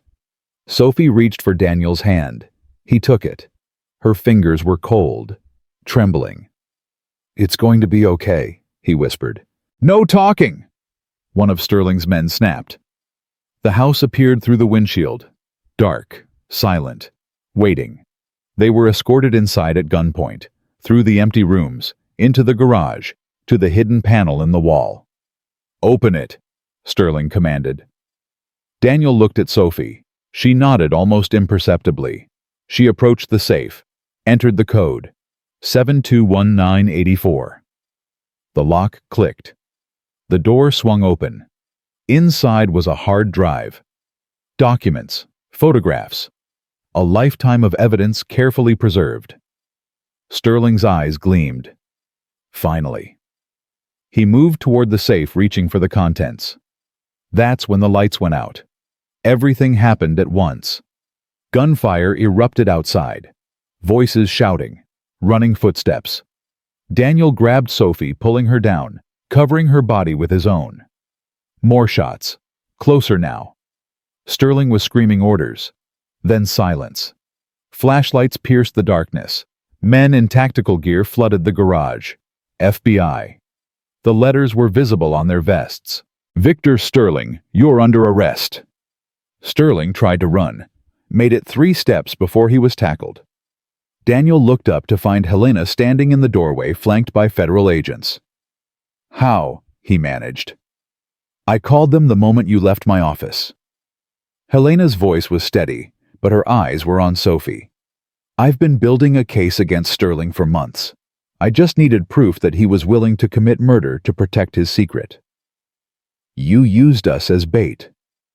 I used myself as bait. You and Sophie were supposed to stay in the car. Helena's expression softened slightly. But you protected my daughter, again. Sophie pushed herself up, staring at her mother. You knew. You knew the whole time. I suspected. I couldn't prove it. Helena moved closer. Sophie, I'm sorry. For everything. For not telling you what I knew. For letting you believe I might be involved. You let me hate you for 4 years. Yes. Because your hatred kept you safe. Kept you from looking too closely at the people I was investigating. Helena's voice cracked. I would rather you hate me alive than love me dead. Mother and daughter stared at each other across the garage. 4 years of grief and suspicion and rage between them. Then Sophie moved, crossed the distance, fell into her mother's arms.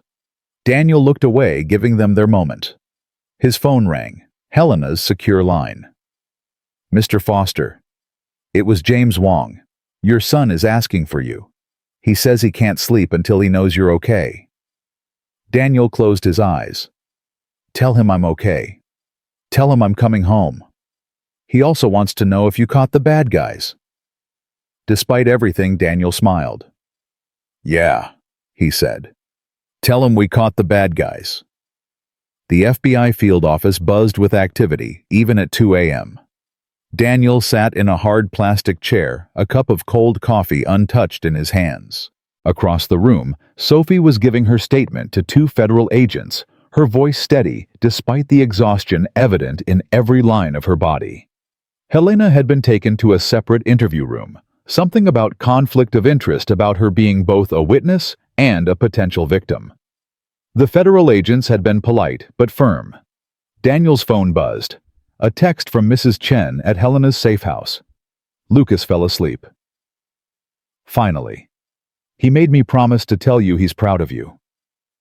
The words blurred as Daniel's eyes filled with unexpected tears. He blinked them away, taking a steadying breath. Mr. Foster. A woman in a dark suit approached. FBI credentials hung from her neck. Agent Rebecca Martinez, according to the badge. We need to ask you some additional questions. Daniel stood. Is something wrong? That's what we're trying to determine. Agent Martinez gestured toward an interview room. This way, please. The interview room was small, clinical. Daniel had seen enough TV shows to know the drill. 2 chairs, 1 table, a mirror that was probably 2-way. Agent Martinez sat across from him, opening a folder. Mr. Foster, can you explain your connection to Dr. Elena Vasquez? The name hit Daniel like cold water. I don't have a connection to her. According to employment records, you and Dr. Vasquez both worked at Hartwell Defense Systems from 2012 to 2015. I worked in the Electromagnetic Systems Division. She was in advanced research. Different buildings. Different projects. Daniel leaned forward. I never met her. Yet you knew her name tonight, when it came up in the investigation. James Wong found her in the records. He said she was connected to Project Eclipse. Agent Martinez studied him. Dr. Vasquez disappeared 3 hours ago. Daniel's stomach dropped. What? She was under surveillance at her home. Around midnight, she slipped out through a back entrance. Our agents lost her. That's not possible. Sterling is in custody. Without him. Sterling was the money man, Mr. Foster, the organizer, But Dr. Vasquez was the brains, the one actually building the weapon. Agent Martinez closed her folder.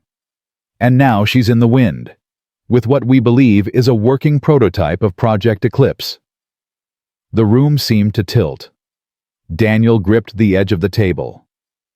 A working prototype? You're saying there's a functional EMP weapon out there? That's exactly what I'm saying. And according to intercepted communications, Dr. Vasquez has a buyer lined up. Someone willing to pay $200 million for the technology. Who? We don't know yet. Sterling refuses to talk. But the transaction is supposed to happen within the next 12 hours. Daniel's mind raced. Why are you telling me this? Agent Martinez leaned back. Because you have knowledge that might help us find her.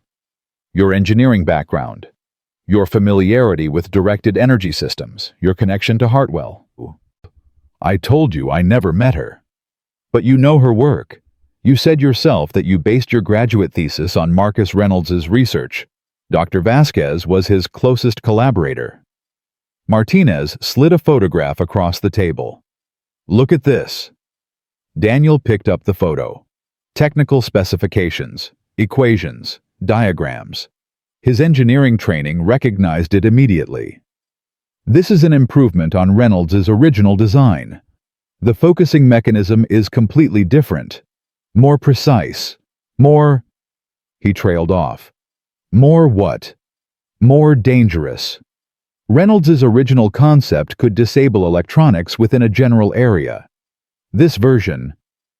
Daniel studied the diagrams more closely. This could target individual devices, specific systems. You could shut down a single computer in a room full of electronics, or a single car on a busy highway, or a single pacemaker in a crowded hospital. Daniel set down the photo. His hands were shaking. Yes. Agent Martinez stood. We need your help, Mr. Foster. You understand this technology in a way our people don't. If we have any chance of stopping Dr. Vasquez before she sells that weapon, we need you. I'm a mechanic. I haven't done engineering work in 5 years. You were one of the top minds in your field before you left. Your former colleagues still speak highly of you. Martinez moved toward the door.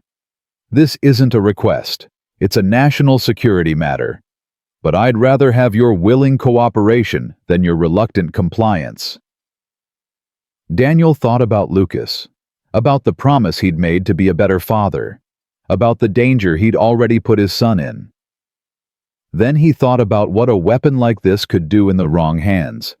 Targeted assassinations, infrastructure attacks, terrorism on a scale previously impossible. What do you need me to do? Martinez opened the door. Come with me. The FBI's mobile command center was set up in a warehouse on the outskirts of the city. Screens everywhere. Agents speaking rapidly into headsets. A controlled chaos that reminded Daniel of mission control in old NASA footage. Sophie was there along with Helena. They looked up as Daniel entered. They recruited you too, Sophie asked. Apparently I'm useful. Helena moved to stand beside him. They want Sophie to help profile Vasquez. Psychological insights based on her interactions with Marcus. And you. Financial tracking, following the money trail. Helena's jaw was tight. Vasquez has been siphoning funds for years. I should have caught it earlier. You were focused on Sterling. I was focused on the obvious threat, the political maneuvering, the board manipulation. Helena shook her head. I missed the real danger right under my nose. Agent Martinez approached with a tablet. We've got a lead. Intercepted communication between Vasquez and her buyer. They're meeting at an industrial facility outside the city. Which facility? Martinez showed them the screen. Daniel recognized the location immediately. That's an old Hartwell property, decommissioned 3 years ago. You know it. I spent 2 years working there, before they moved operations to the main campus. Daniel studied the satellite imagery on the tablet. It's a testing facility, electromagnetic shielding, isolation chambers, perfect for testing a directed energy weapon. and perfect for hiding one. Martinez was already moving. We're mobilizing a tactical team. I want you with us, Mr. Foster, in an advisory capacity only. What about us? Sophie stepped forward. We didn't go through all this to sit on the sidelines. Miss Crane, this is a federal operation. My father almost died trying to expose this. I found his evidence. I cracked his code. Sophie's voice was steel. I'm coming. Helena put a hand on her daughter's shoulder. Sophie. Don't. Sophie pulled away. I'm 17, not 7. I can make my own choices. Mother and daughter faced each other. Daniel watched the silent battle of wills he'd witnessed before. This time something different passed between them. Stay close to Daniel, Helena finally said. And for God's sake, if anyone tells you to run, you run. Sophie nodded. They moved out in a convoy of black SUVs. Daniel rode with Martinez, Sophie, and 2 tactical agents. Helena followed in a separate vehicle with the financial team. The drive took 45 minutes. Dawn was breaking over the horizon, painting the sky in shades of pink and gold. Daniel barely noticed. His mind was consumed with calculations. Possibilities, threats. Tell me about the facility, Martinez said as they drove. 3 main buildings, central testing complex, power generation station, storage warehouse. Daniel pulled up memories he hadn't accessed in years. The testing complex has electromagnetic shielding built into the walls. You could detonate a nuclear bomb inside, and the outside instruments wouldn't register it. Perfect for testing a prototype without detection. That's what it was designed for. What about security? When I worked there, minimal. The isolation was its own protection. But if Vasquez has been using it... Daniel shook his head. She's had years to fortify it. Could be anything inside. Martinez relayed the information through her headset. Daniel could hear fragments of conversation. Tactical positioning. Sniper teams. Breach protocols. This was real. This was happening. Sophie leaned close to him. Are you scared? Terrified. Good. She managed a small smile. Me too. The convoy stopped a mile from the facility. Agents deployed into the pre-dawn darkness, moving with practiced efficiency. Daniel was given a tactical vest and strict instructions to stay behind the front line. You're here to advise, Martinez reminded him. Not to engage. Understood. Understood. They approached through the woods surrounding the property. Daniel's heart hammered against his ribs. Every sound seemed amplified. Every shadow contained threats. The facility came into view. 3 buildings just as Daniel remembered. But there were vehicles in the parking lot now, guards patrolling the perimeter, motion sensors mounted on poles. She's expecting company, Martinez murmured. The buyer, Daniel suggested. Probably. We need to move before... Gunfire erupted from the north side of the facility. Contact, contact. Voices shouted through the tactical channel. Taking fire from the main building. Martinez grabbed Daniel's arm. Stay down. More gunfire. Explosions. The sound of breaking glass. They've got military-grade weapons, someone reported. At least 12 hostiles, maybe more. Push through, Martinez commanded. We can't let her escape. Daniel pressed against a tree, Sophie beside him. Her face was pale but determined. Daniel. She grabbed his sleeve. Look. Through the chaos, Daniel saw it. A van pulling away from the warehouse building, moving fast toward a back road. That's Vasquez, Daniel realized. She's running. Martinez, Sophie called out. The warehouse, someone's escaping. But Martinez was occupied. The firefight had intensified. Agents were pinned down. Daniel made a split-second decision. Stay here, he told Sophie. What? No, you can't. But he was already moving, running toward the warehouse, toward the van that was picking up speed. His legs burned. His lungs screamed. He was 43 years old and hadn't run like this in decades. The van reached the road. started to accelerate. Daniel spotted a motorcycle parked near the warehouse entrance, keys in the ignition. Stupid. Careless. But he wasn't going to question his luck. He swung onto the bike, kicked it to life, and tore after the van. The pursuit was insane. Daniel hadn't ridden a motorcycle since his 20s. His hands shook on the handlebars. The speedometer climbed. 60, 70, 80. The van was fast, but the motorcycle was faster. Daniel closed the distance, weaving around obstacles, pushing the bike to its limits. A rear window in the van shattered. Gunfire. Someone was shooting at him. Daniel swerved, nearly losing control. A bullet whizzed past his head. He needed to stop the van. But how? Then he remembered. The van's electronics. If Vasquez had the prototype with her. Daniel pulled alongside the van, ducking as another shot flew past. He could see Vasquez in the driver's seat. Dark hair. Determined face. The face of someone who'd spent 20 years building toward this moment. She saw him too. Recognition flashed in her eyes. "Foster!" she screamed through the broken window. "You don't know what you're doing." "I know exactly what I'm doing." Daniel accelerated, pulling ahead of the van. Then he did something completely insane. He turned the motorcycle sideways. The van swerved to avoid him. Vasquez overcorrected. The vehicle fishtailed, tilted and rolled. Metal screamed against asphalt. Glass exploded. The van tumbled twice before coming to rest on its side, smoke pouring from the engine. Daniel skidded to a stop, his heart trying to explode out of his chest. He approached the wreckage carefully. Vasquez was crawling out of the shattered windshield, blood streaming from a cut on her forehead. In her arms, she clutched a metallic case. The prototype. "Stay back." She pulled a gun from her waistband. "I'll kill you." "And then what?" Daniel held up his hands. "Your buyer isn't coming. Sterling's in custody. The FBI knows everything." "You don't understand." Vasquez's voice cracked. 20 years. 20 years I've worked on this. Marcus abandoned the research, but I never did.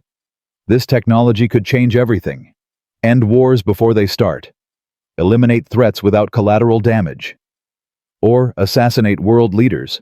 Or cripple power grids. Or murder innocent people one heartbeat at a time. That's not what it's for. That's what they'll use it for. You know that. You've always known that. Vasquez's gun wavered. Her eyes were wild, desperate. "I needed the money, the recognition.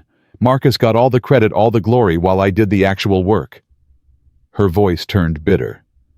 "He walked away, built his company, became a billionaire, and I was left with nothing. Just theories and dreams and a laboratory full of unfinished projects. So you decided to finish them, sell them to the highest bidder.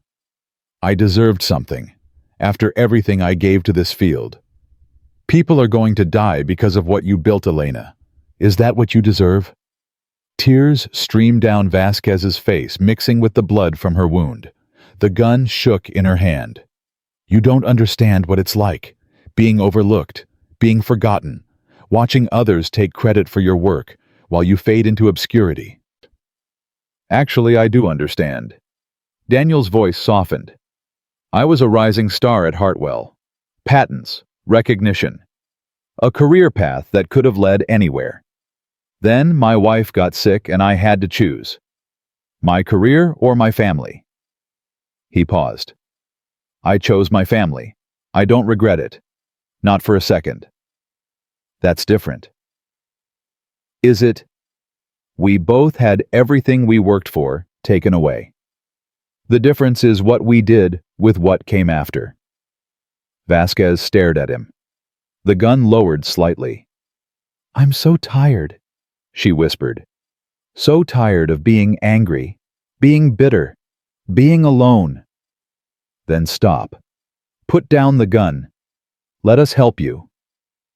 For a moment, Daniel thought she might actually do it. Her shoulders sagged.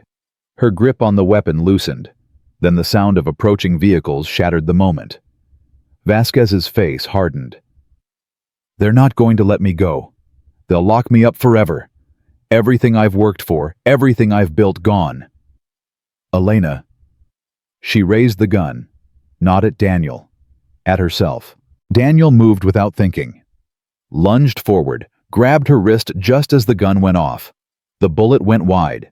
They tumbled to the ground together, struggling for control of the weapon. Vasquez fought with desperate strength, clawing, biting, screaming. Daniel finally wrenched the gun free and threw it away. He pinned her to the ground, holding her there as FBI vehicles surrounded them. "It's over," he panted. "It's over." Vasquez went limp beneath him.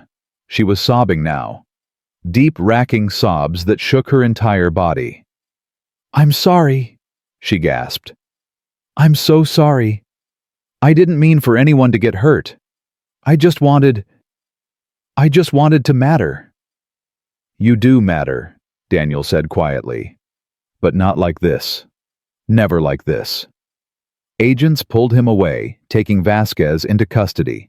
Someone draped a blanket over his shoulders. Someone else pressed a bottle of water into his hands. Daniel didn't register any of it. He just stood there watching the sunrise paint the sky in shades of gold and crimson, wondering how they'd all managed to survive. "Dad!" The voice cut through his daze. Daniel turned. Lucas was running toward him, Mrs. Chen huffing behind him, apologizing to the agents trying to maintain the perimeter. "He wouldn't stay in the car," Helena said, appearing beside Daniel. "None of us could stop him."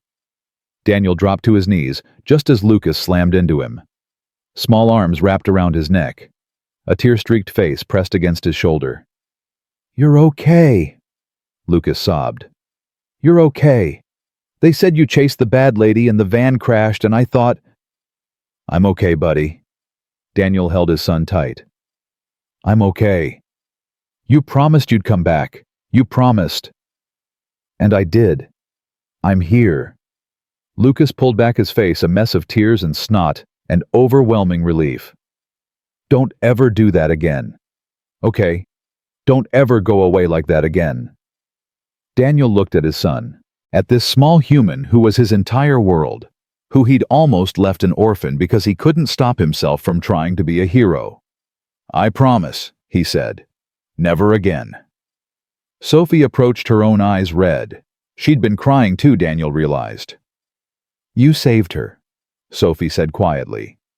"Vasquez. You could have let her pull that trigger, but you saved her. Everyone deserves a chance at redemption. Even people who build weapons." Daniel thought about the question, really thought about it. Everyone makes choices they regret. What matters is what happens after. He looked at Sophie. "Your father made that choice. He walked away from weapons research, tried to build something positive. That counts for something." Sophie nodded slowly. "I know. I'm starting to understand." Helena joined them, placing a hand on Sophie's shoulder.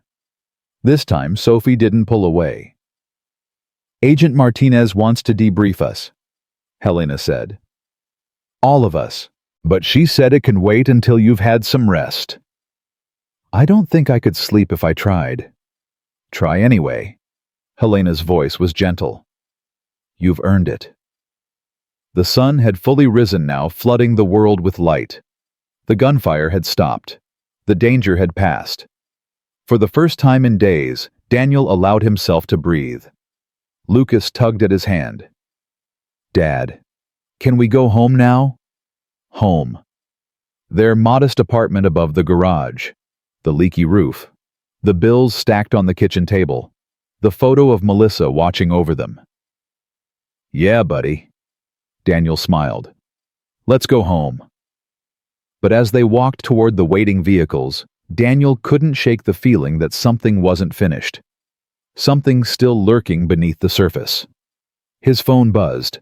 A text from an unknown number. The weapon was only part of it. The real secret is still buried. And now they know you're looking. Daniel stared at the message. His blood went cold. "Dad?" Lucas was watching him. "What's wrong?" Daniel deleted the message, forced a smile. "Nothing, buddy. Everything's fine." But as they drove away from the facility, he knew the truth. This wasn't over. It was just beginning. 3 weeks had passed since the warehouse.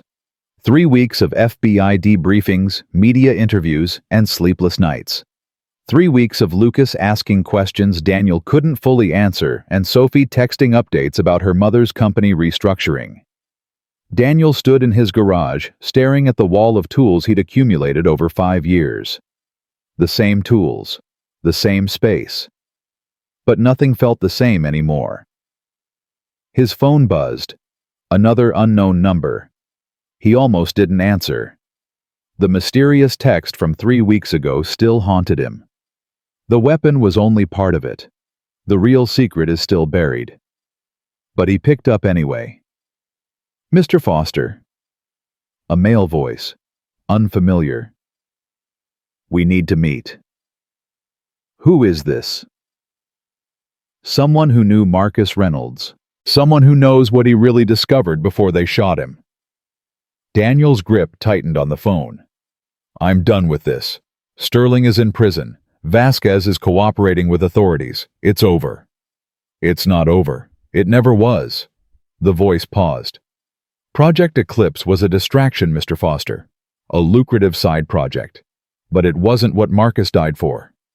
"Then what was?" "Meet me at Riverside Memorial Hospital. 3rd floor. Room 317. 1 hour." "Why should I trust you?" "Because room 317 is Marcus Reynolds' room. And today, for the first time in 4 years, he's awake."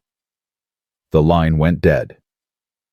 Daniel stood frozen, his mind struggling to process what he'd just heard. Marcus Reynolds. Awake. After 4 years of living death. He called Helena immediately. "Daniel," her voice was tense. "Is something wrong?" "Someone just contacted me, said Marcus is awake." Silence on the other end. Then, "That's not possible. His doctor said the brain damage was permanent. He'll never." "They said to meet at Riverside Memorial, room 317, 1 hour." "Who told you this?" "I don't know, but Helena—" Daniel took a breath. "What if it's true?" Another long pause. "I'll meet you there." Riverside Memorial was a sprawling complex on the east side of the city. Daniel arrived 45 minutes later, finding Helena and Sophie already in the lobby. Sophie's face was pale. Her hands trembled. "Is it real?" she asked. "Is he really?" "We're about to find out." They took the elevator to the 3rd floor. The corridor was quiet, sterile. A nurse looked up as they approached room 317. "Family only," she said. Helena stepped forward. "I'm his ex-wife. This is his daughter." The nurse checked her clipboard. "Mrs. Crane. Yes, you're on the approved list." She glanced at Daniel. "And him." "He's with us," Sophie said firmly. The nurse hesitated, then nodded. "He's been in and out of consciousness. The doctors don't understand it. Yesterday, he couldn't recognize anyone. This morning, he asked for Sophie by name." Sophie made a small sound. Helena gripped her daughter's hand. They entered the room together. Marcus Reynolds lay in the hospital bed, thinner than the photographs Daniel had seen, older, more fragile. But his eyes were open. And when he saw Sophie, something in them sparked to life. "Princess." His voice was rough, unused. "You came." Sophie crossed the room in 3 strides, falling to her knees beside his bed. "Daddy! Oh God, Daddy, you're back!" "I never left." Marcus's hand, weak and trembling, reached up to touch her face. "I was just lost. For a while." Helena stood frozen in the doorway. Daniel watched emotions war across her face. Relief, fear, grief, hope. "Helena." Marcus's eyes found his ex-wife. "I'm sorry. For everything." "You have nothing to apologize for." "I have everything to apologize for. I should have told you what I found. Should have trusted you, instead of trying to protect you." His voice cracked. "They almost killed Sophie because of my secrets. She's safe now. We're all safe." "No." Marcus's expression hardened. "You're not. None of you are." Daniel stepped forward. What do you mean? Marcus looked at him, really looked, and something like recognition flickered in his eyes.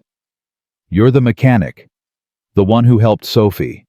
The one who stopped Vasquez. How do you know that? I've been aware. Sometimes. Fragments of consciousness in a sea of darkness. Marcus struggled to sit up. Sophie helped him adjusting pillows. I heard them talking. The nurses. The doctors. Everyone thinks I was gone, but I was there. Listening. Waiting. Waiting for what? For a chance to finish what I started. Marcus reached under his pillow and pulled out a small device, a USB drive. One of the orderlies owed me a favor. Before my accident, I gave him this. Told him to keep it safe, to give it back to me if I ever woke up. Helena moved closer. What's on it? Everything. The real everything. Marcus handed the drive to Sophie. Eclipse was never the main project. It was cover. A profitable distraction to hide what they were really building. Who's they? A consortium. Government officials. Corporate executives. Military contractors. People at the highest levels of power who decided years ago that the current world order wasn't sustainable. Marcus's voice grew stronger as he spoke, as if the truth itself was reviving him. They needed a reset. A way to reshape global power structures without nuclear war. Daniel's blood ran cold. What kind of reset? Targeted infrastructure collapse. A coordinated attack on electronic systems worldwide, banks, power grids, communications, military networks. Marcus met his eyes directly. Chaos on a global scale carefully orchestrated to destroy existing institutions and allow new ones to rise in their place. That would kill millions of people. Tens of millions, maybe hundreds of millions depending on how long the collapse lasted. Marcus's expression was haunted.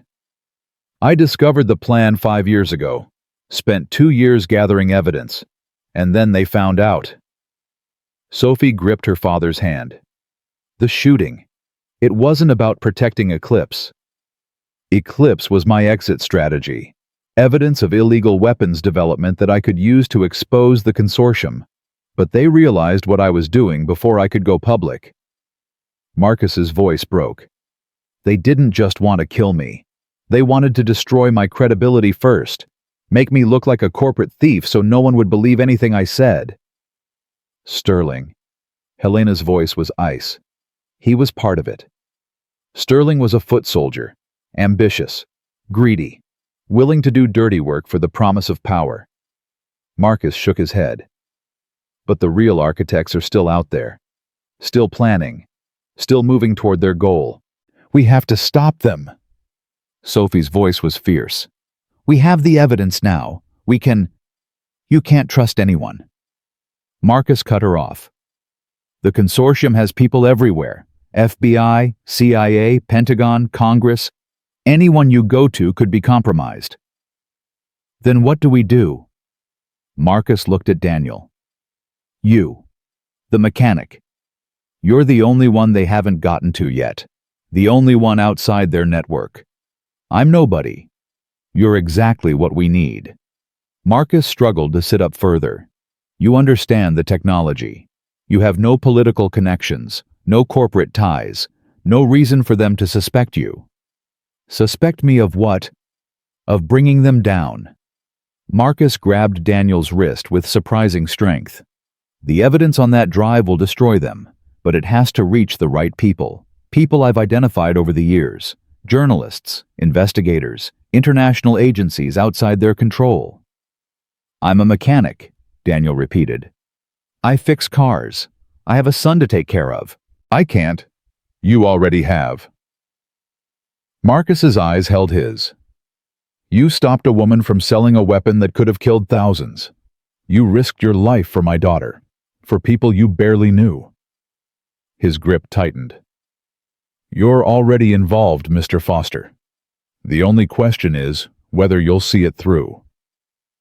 Daniel looked at Sophie, at Helena, at this broken man in a hospital bed who'd sacrificed everything to expose a conspiracy that could reshape the world.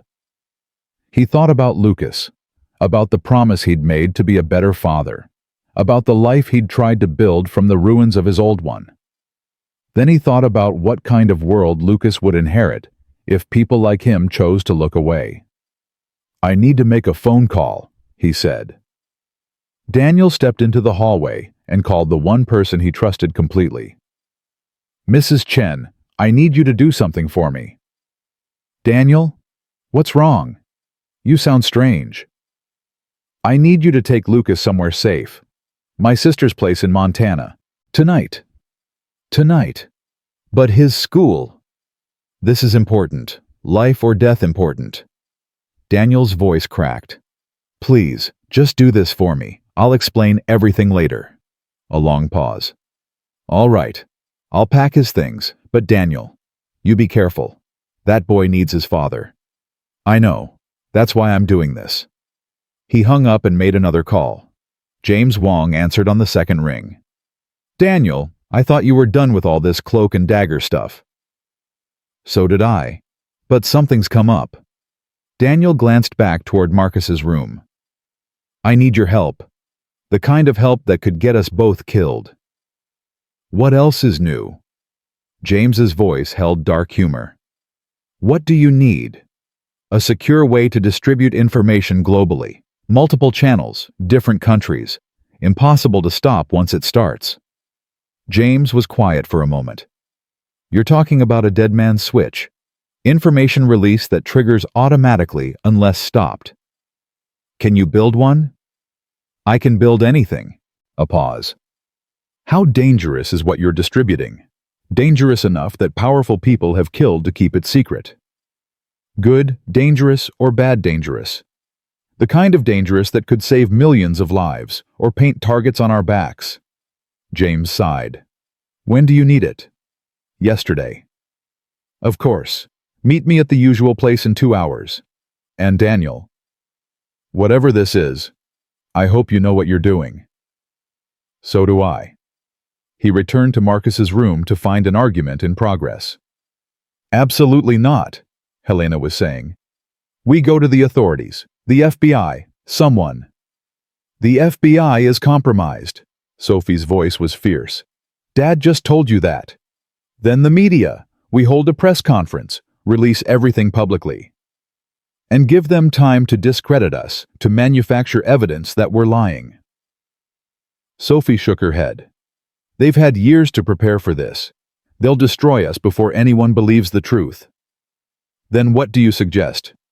"We do what Dad planned. Multiple releases, different channels, different countries. All at once, so they can't suppress it." Marcus watched the exchange from his bed, exhaustion evident, but pride visible too. "She's right, Helena. It's the only way." Helena turned to Daniel. "And you? What do you think we should do?" Daniel considered his answer carefully. "I think Marcus is right about the risk. And I think Sophie is right about the method. But I also think we're missing something." "What?" "Proof that we're telling the truth." Daniel moved to the bed, picking up the USB drive Sophie had set on the nightstand. "This contains evidence of the conspiracy. But evidence can be dismissed as fabricated, especially evidence from people the consortium has already tried to discredit. So, what do you suggest?" "We need a confession. Someone on the inside who's willing to talk." Helena's expression shifted. "Vasquez. She's cooperating with the FBI. But you said yourself the FBI might be compromised." Daniel met Helena's gaze. "We need to get to her first, get her testimony recorded, add it to the evidence package before we release everything." "She's in federal custody. We can't just—" "I know someone who can help." Daniel's mind was racing. "Agent Martinez. She was different. Not part of the consortium. I could feel it." "You're gambling a lot on a feeling." "Sometimes, feelings are all we have." The next 6 hours were the most intense of Daniel's life. He met with James, who worked his technical magic to create a distribution system spanning 12 countries. Encrypted servers, Automated releases, fail-safes upon fail-safes. Once you activate this, James warned, there's no taking it back. The information goes everywhere, simultaneously. That's the point. Just making sure you understand. This will change things, permanently. Some things need to change. Meanwhile, Helena arranged a meeting with Agent Martinez through back channels. The agent was skeptical but willing to listen. You're asking me to believe that a global conspiracy involving senior government officials is planning to collapse world infrastructure, Martinez said flatly. That's insane. Is it? Daniel handed her a tablet containing a fraction of Marcus's evidence. Look at this. Financial transfers, communication intercepts, meeting schedules. It's all documented. Martinez scrolled through the files. Her expression changed, hardened. If this is real, it's real, and we need your help to make sure it reaches people who can act on it. What kind of help? Access to Vasquez. 30 minutes. Recorded. Martinez stared at him. You want me to risk my career, my life on your word? I want you to do what you became an FBI agent to do. Protect people, stop threats, serve justice. Daniel held her gaze. Everything I've told you can be verified. Everything on that tablet is real. The only question is whether you're brave enough to act on it. The silence stretched between them. Then Martinez nodded slowly. 30 minutes. Tomorrow morning. I'll get you in. The federal detention facility was cold, sterile. Daniel sat across from Dr. Elena Vasquez in an interrogation room, a small recording device between them. She looked different than she had at the warehouse. Smaller. Defeated. The fire that had driven her to build weapons and chase recognition had burned out. Why are you here? Her voice was flat. To give you a chance at redemption. Redemption.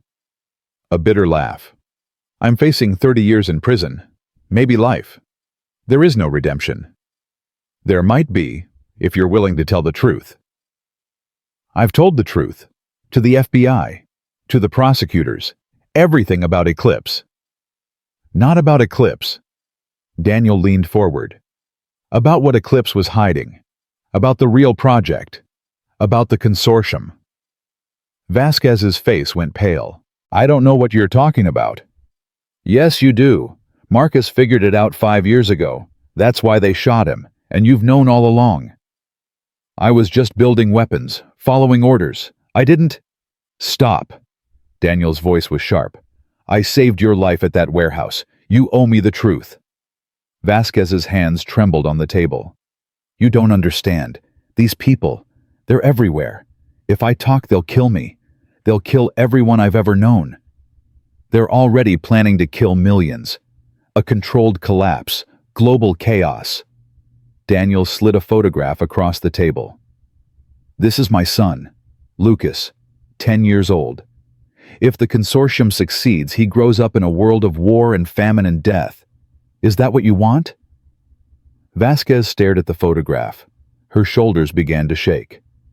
I never wanted any of this, she whispered.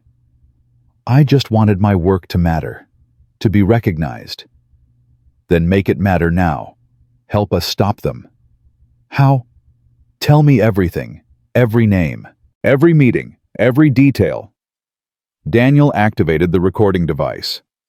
Give me something that can save the world you helped endanger.